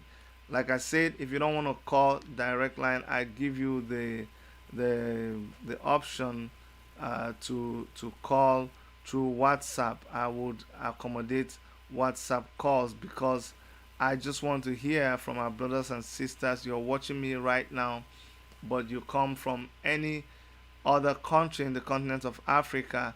I need to hear you. Call us and let us know how you are feeling. A lot of you are writing that Uganda is bleeding. Speak up for us. We want you to speak up for us. Please call into the show. I need people to hear you. Hamidu Sekitoleko, I think you are not Nigerian. Aisha Nakweje. I don't want to mess up your names, but please, I would appreciate that you could call and we will listen to you. Yes, caller on the line, tell us your name, tell us where you're calling from and which part of Africa you're from. This is Brian. I'm from Uganda, but I'm a student in India. Go ahead, my brother. Okay, I'm happy that you are with us. But just a challenge for us in Uganda. Museveni was claiming that he's not. Because for us we are around 80% of the population of the current population. So we decided to hold this vote as I can call it a protest vote. So he has been always hiding himself in the name of democracy, but yet we are under a military rule. So now what we decided to do is that we just go and vote in large numbers, and that is what happened. So for us being on camera. Hello? Yes, I can hear you. The other calls are cutting you off, so I just try to come back to you again. Oh, okay. Yeah. So now are you with me now? Yeah, I'm with you. Please, other people should not call so that he can finish speaking. Go ahead. Hello. We are with you. Okay. We can hear you. Okay. Now what we decided to do, we took the voting as a protest vote to show all his actions. Uganda, minus its position, it's like a strategic position in East Africa because it controls all the routes going to Rwanda, it controls all the eastern routes going to Congo, it controls all the routes going to South Sudan, and then it is hiding in the name of US in Somalia because it's now taking on all the responsibilities of USA in Somalia. And then in South Sudan, it is the one which Uganda is the one which is in charge of the northern border of South Sudan and the southern border of Sudan Khartoum. Now in Congo, I don't know if you've ever heard of M23 rebels, which were around in Congo in around 2012 there. Yeah, I heard those about were that. the government. Those were the rebels. Now that's where the problem with Rwanda came in from, and we had a problem with Rwanda during that time because Rwanda. Hello? Yes. Yeah. You just round up because the people calling direct. They are cutting you off. Okay. Okay, okay, sorry. So now what we are trying to do is that we are waiting for internet to come back when because right now he has already declared himself. So we hope that internet then we are just going to put evidence everywhere. Okay. All right. Yeah, Thank you very much. We are with you guys and be waiting for when the internet comes back. Okay. yeah, All right. Thank you yeah, and very. then and then maybe use a camera as your security because camera can expose everything. Everyone will know Sure. everything Sure. with the Sure. camera. Sure. Sure. Sure. Thank you very much. Thank you Okay. very much. Yeah. Yeah. Okay. Have a good day. You too. Bye bye. I had calls coming in, direct calls. If you guys can call me back now, because I really wanted to give him a chance to talk. If you can, those of you that were calling direct, that are from other African countries apart from Nigeria, you can call right now, and I'll be taking your calls. If you can please, because we need to hear from you. We cannot be speaking up for you, and we don't even know the situation out there in Uganda, or through the perspective of our brothers and sisters in other African countries. Go ahead, tell us your name and where you're calling from. Hello? Hello? Yes, please. Hello, this is Wale. Wale, we're picking calls from our brothers and sisters in other African countries. Okay, I'm calling from Brooklyn. Yeah, but you're Nigerian. Yeah, I'm a Okay, Nigerian. okay, so Yeah. please let's give them a chance to. We're focusing on Uganda now. Let's give them a little time to talk. Okay. Okay. Thank you. So once again, we want to hear our brothers and sisters from other African countries call in and help us understand what from what the last caller said. He's a Ugandan. He's trying to tell us that the problem is even more complicated than what we're seeing, because it looks like the Ugandan government, and you heard Omayele Sowore say something like that. They are meddling with other with foreign countries like US, and you see it looks like US is using them to do certain things, certain places. So that's why it is not easy for them to speak against what is going on in Uganda. And like they've always said, that it is only us that can rescue ourselves. We have foreign countries coming and help us from time to time, but that somebody just ran to your house to come and separate a fight doesn't mean they should come and live in your house and provide security for you. You have to learn how to stand up and defend your family. Do you know what I'm saying? You're a married man, you have kids, you have a wife. Somebody just came one day to prevent someone from beating up your wife. You cannot go and expect the person to now carry their load and come and live in your house and be defending your wife and your kids. Why are you the man of the house? You need to rise up, and if you are not ready to defend your family, you shouldn't be married in the first place.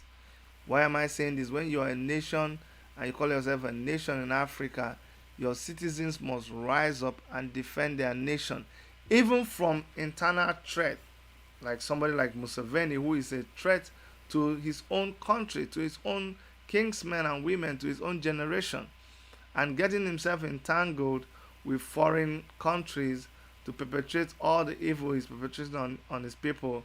It is not good. It is very, very shameful. These are the things that we have to fight in Africa. We are actually focusing on Uganda, on what is the way forward.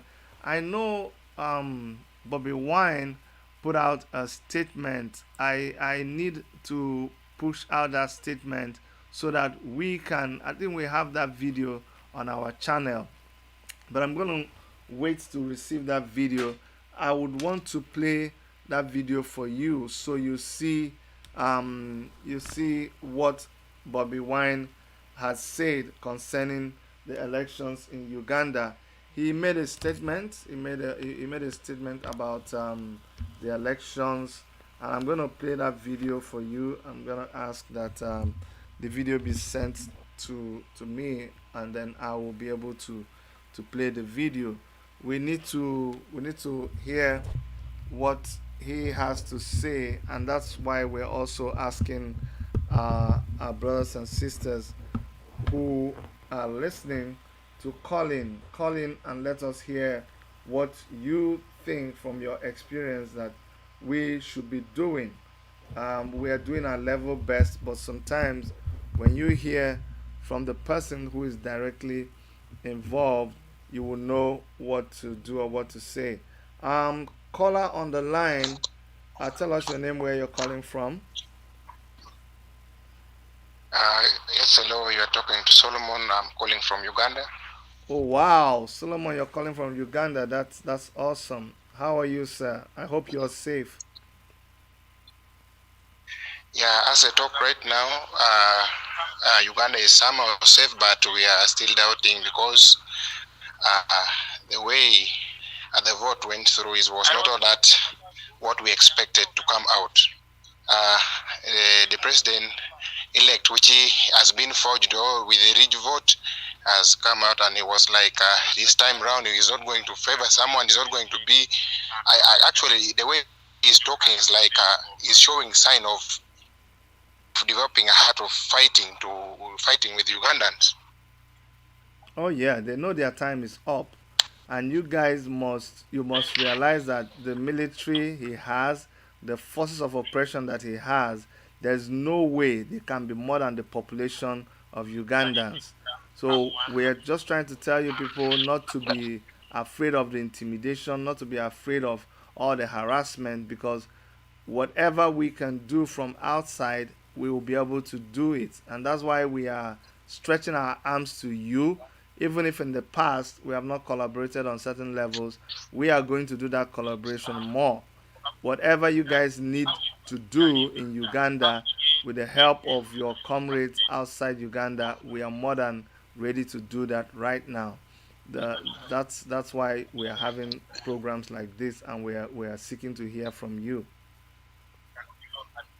Yeah, that is great. We'll be grateful if you push on and then you help us, because for us, youth of Uganda, we have suffered enough, and this time around, we want change in our country. Thank you very much. Thank you very much, sir. What's your name?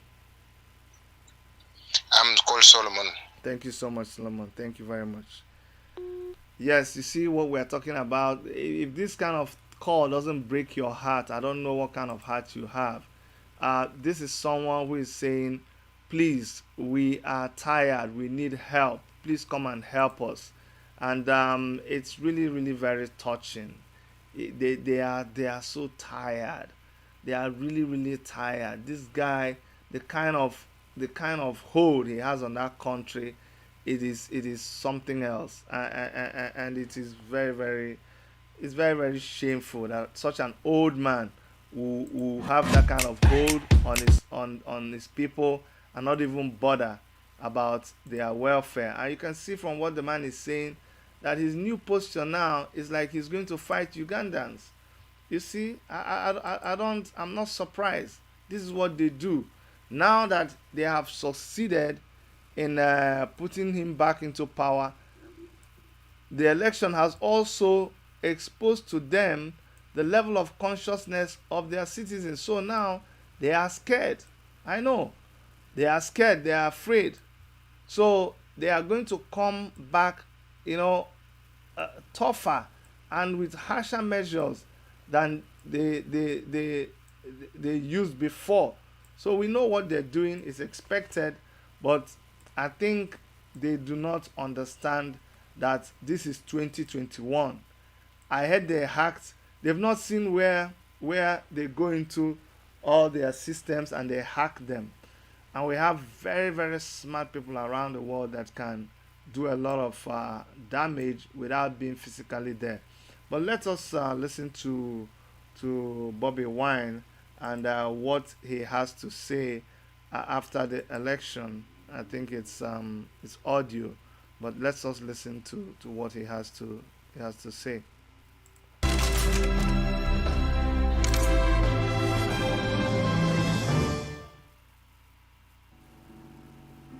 If I could speak to Ugandans, I will tell them, and I know soon I will be able to speak to them. I will tell them to reject the fraudulent results that the Electoral Commission is announcing with the contempt they deserve. I will tell them to stand firm, not to lose heart, to stand firm and claim that their voice reigns supreme. I will tell the Ugandans to be strong and know that this is not the end, but just the beginning of a large and lengthy struggle for the people, for the voice of the people to reign supreme. I know that General Museveni, using the military, cutting off the internet and cutting off all communication, is trying to keep Uganda in the dark and to keep the eyes of the world away, to make sure they oppress and suppress the voice of the people of Uganda. So I call upon the people of Uganda not to accept Museveni's illegality, to stand firm. We are looking at all non-violent, all legal and all constitutional options on the table, and that includes peaceful, non-violent and legal protests.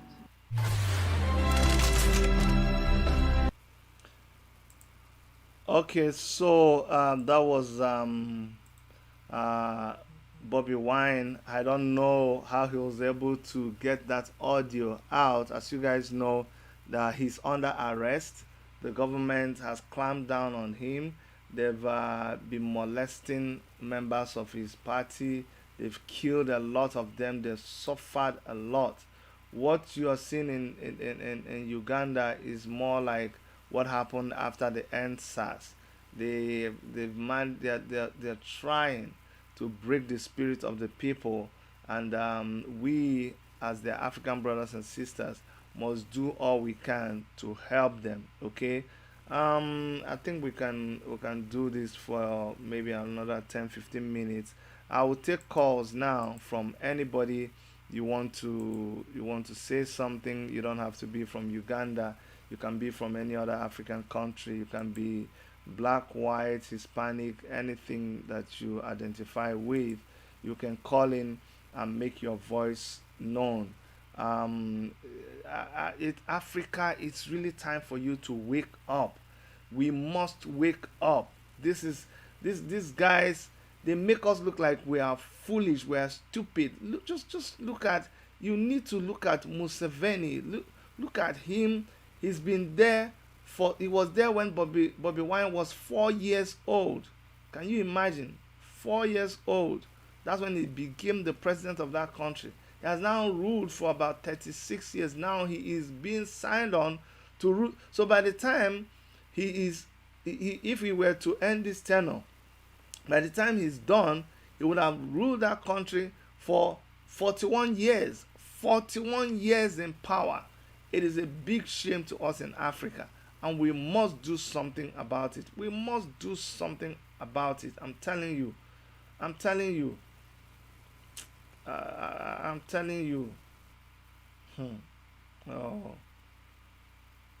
Somebody is writing something. He's saying, go to hell, Bobby. We know you are one of those people that are sent here, so we'll just remove you. The private number that is calling, I hope you're calling into the show.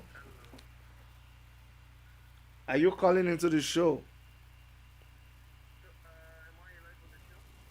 Yeah, you are live on the show. Tell us your name and where you're calling from. I'm called Joel Wakaima, and I'm calling from Amsterdam. Okay, go ahead, Joel. What African country are you from? I'm from Uganda originally. Go ahead, sir.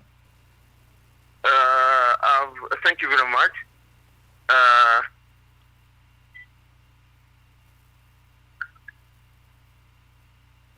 Hello?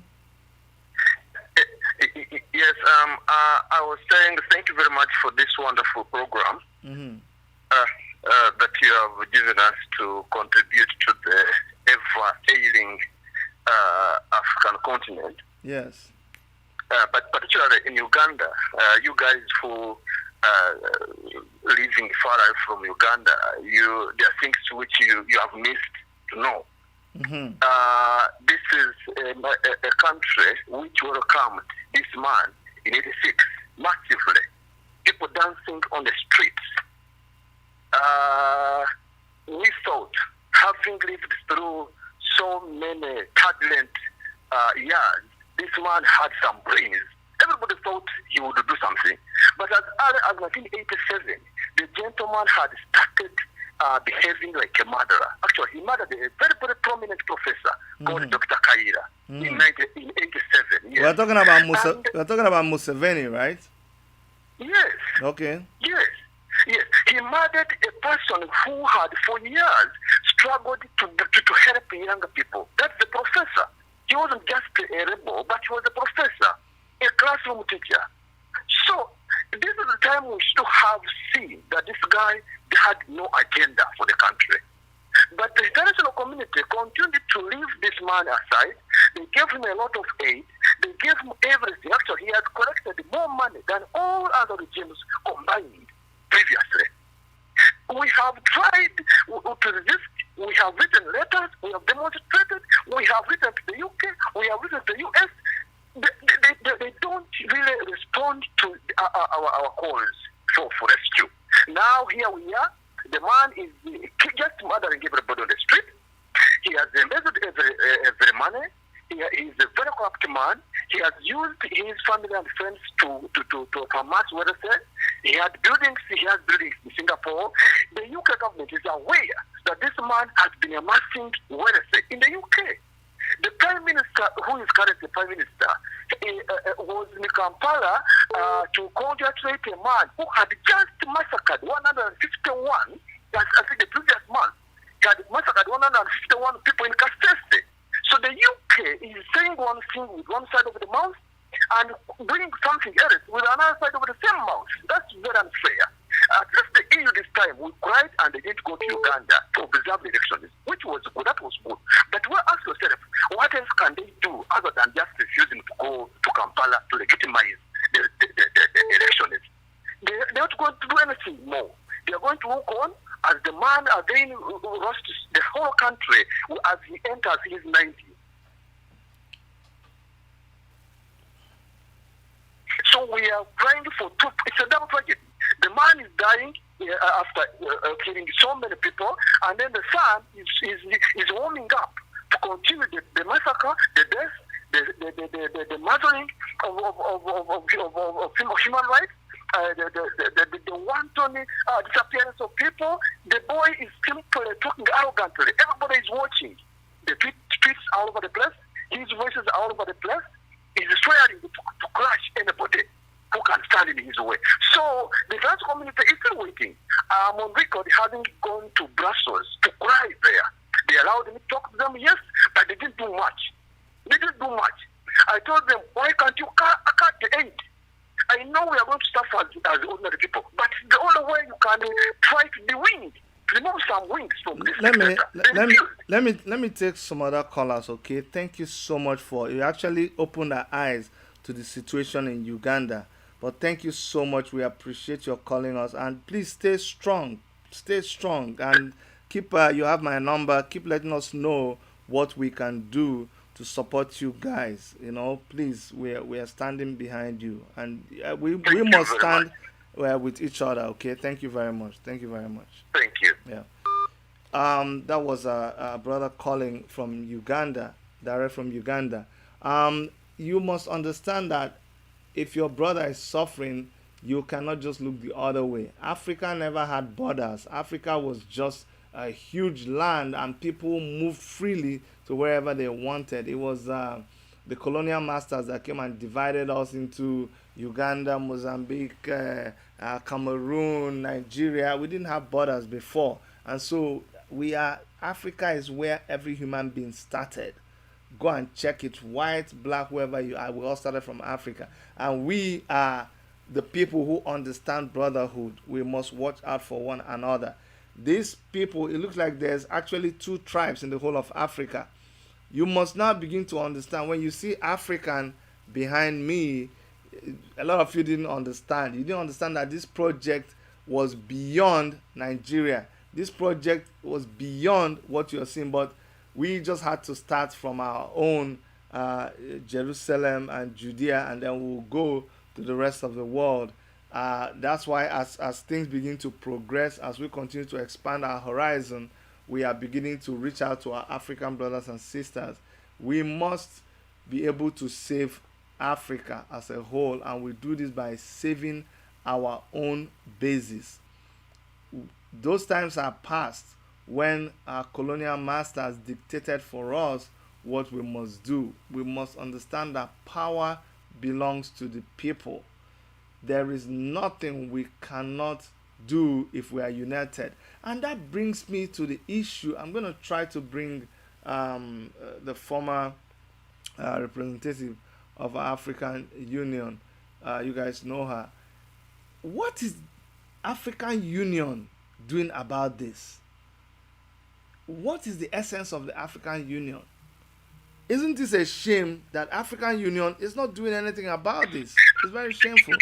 Caller on the line, you're calling from Kenya. Please tell us your name and where you're calling from. But turn us down. Turn the volume down on the other device so we can hear you. Hello?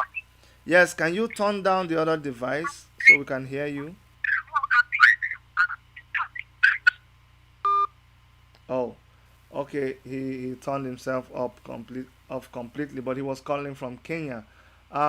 We want to hear from our African brothers and sisters, because it looks like we focus so much on ourselves, and when people outside Africa actually see Africa as one country, they ask you, people say, I'm Canadian, are you African? And I had to teach them that Africa is not a country. Africa is a continent with 54 or 56 countries. That's what I try to teach people. So they don't understand. They don't understand that United States of America is one country. And it's not US and Africa. No, it's US and another country inside Africa. North America is the continent. But people don't understand.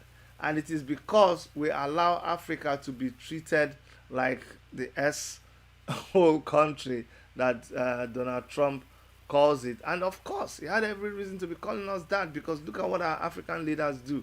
Look at what they call an election in Uganda. Can you imagine? Can you imagine?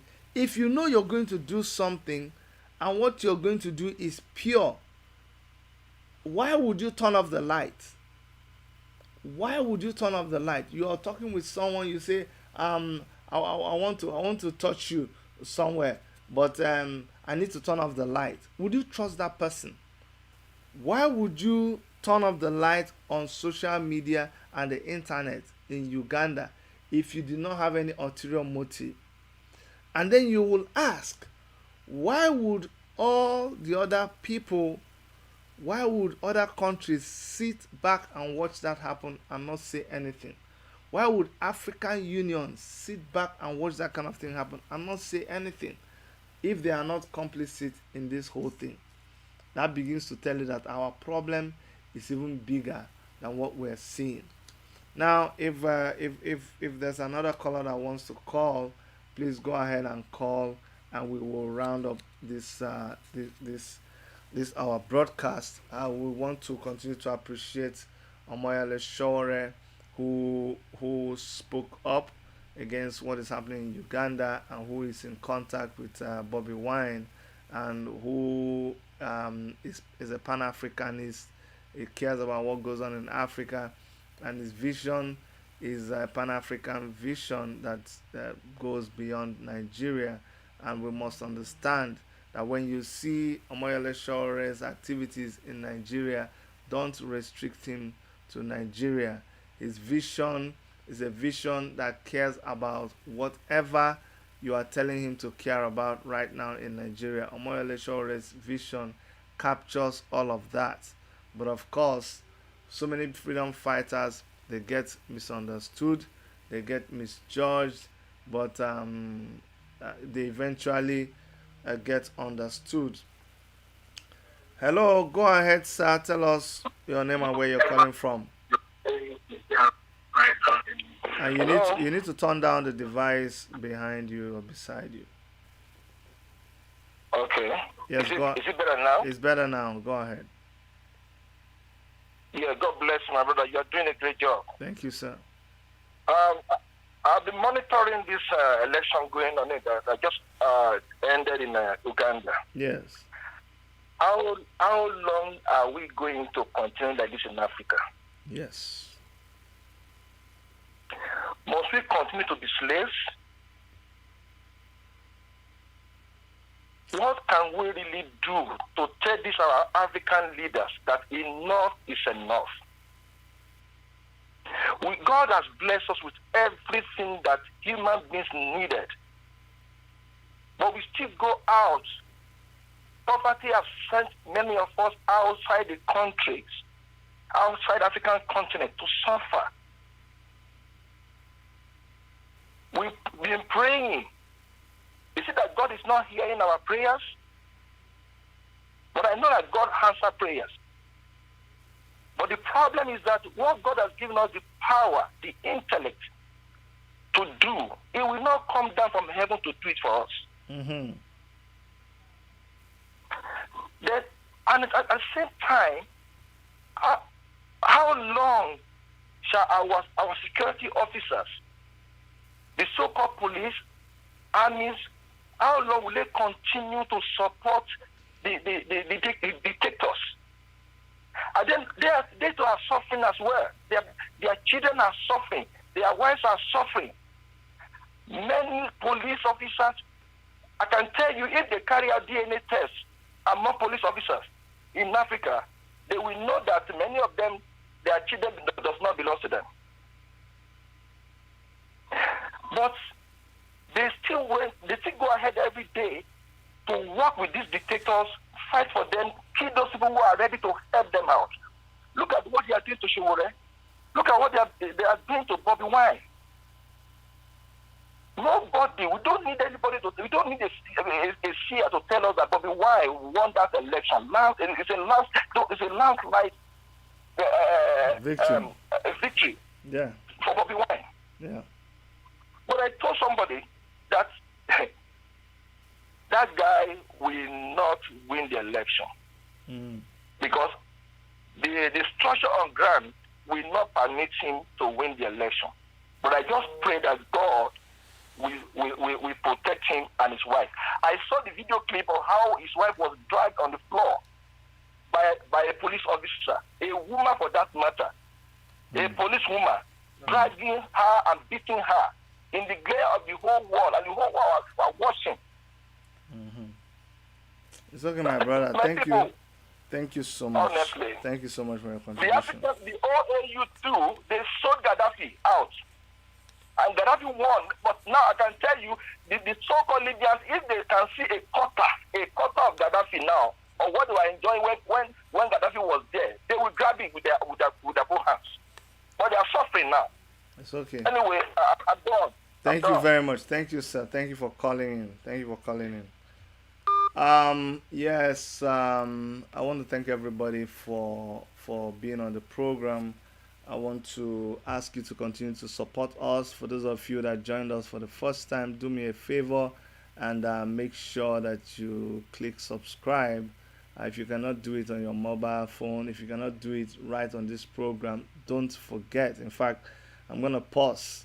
I'm going to pause now and give you 2 minutes to go. I don't know. I said I was going to do it today, but I'm going to play this music, and that is for you to go and make sure you subscribe. And after that music, then we will come back and we'll finish. So please go and subscribe on our channel, and then we will come back and finish.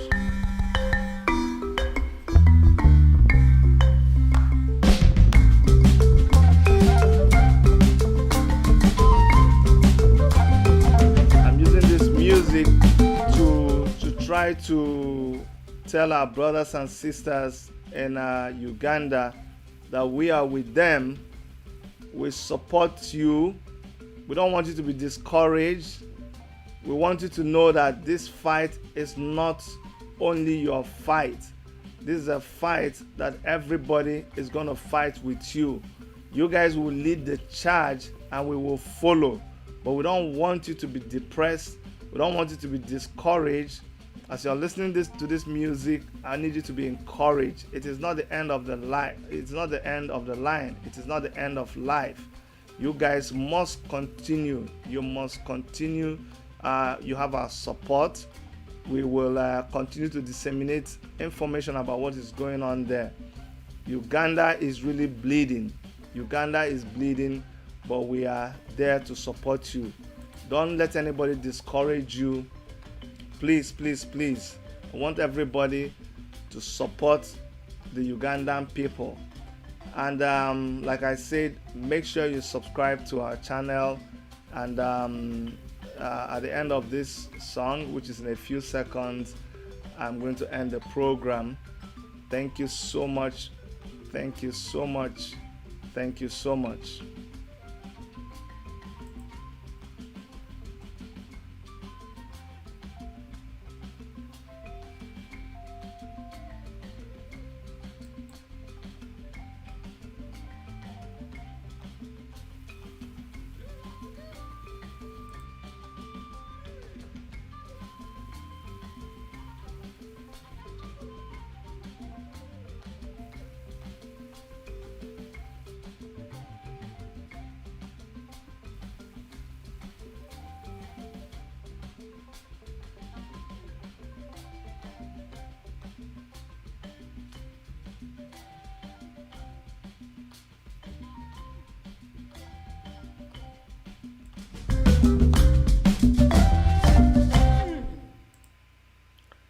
All right, guys, that's the end of our program today. To all our Ugandan brothers and sisters, big ups to you. You guys did well. You came out en masse and you voted, and we have the real result. The real results show that Bobi Wine got close to 80-something% of the votes. That is the real result, and the whole world knows.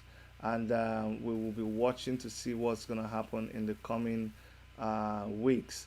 On behalf of Dr. Erica, my name is Chidi, and we love you, and please stay safe. Bye bye.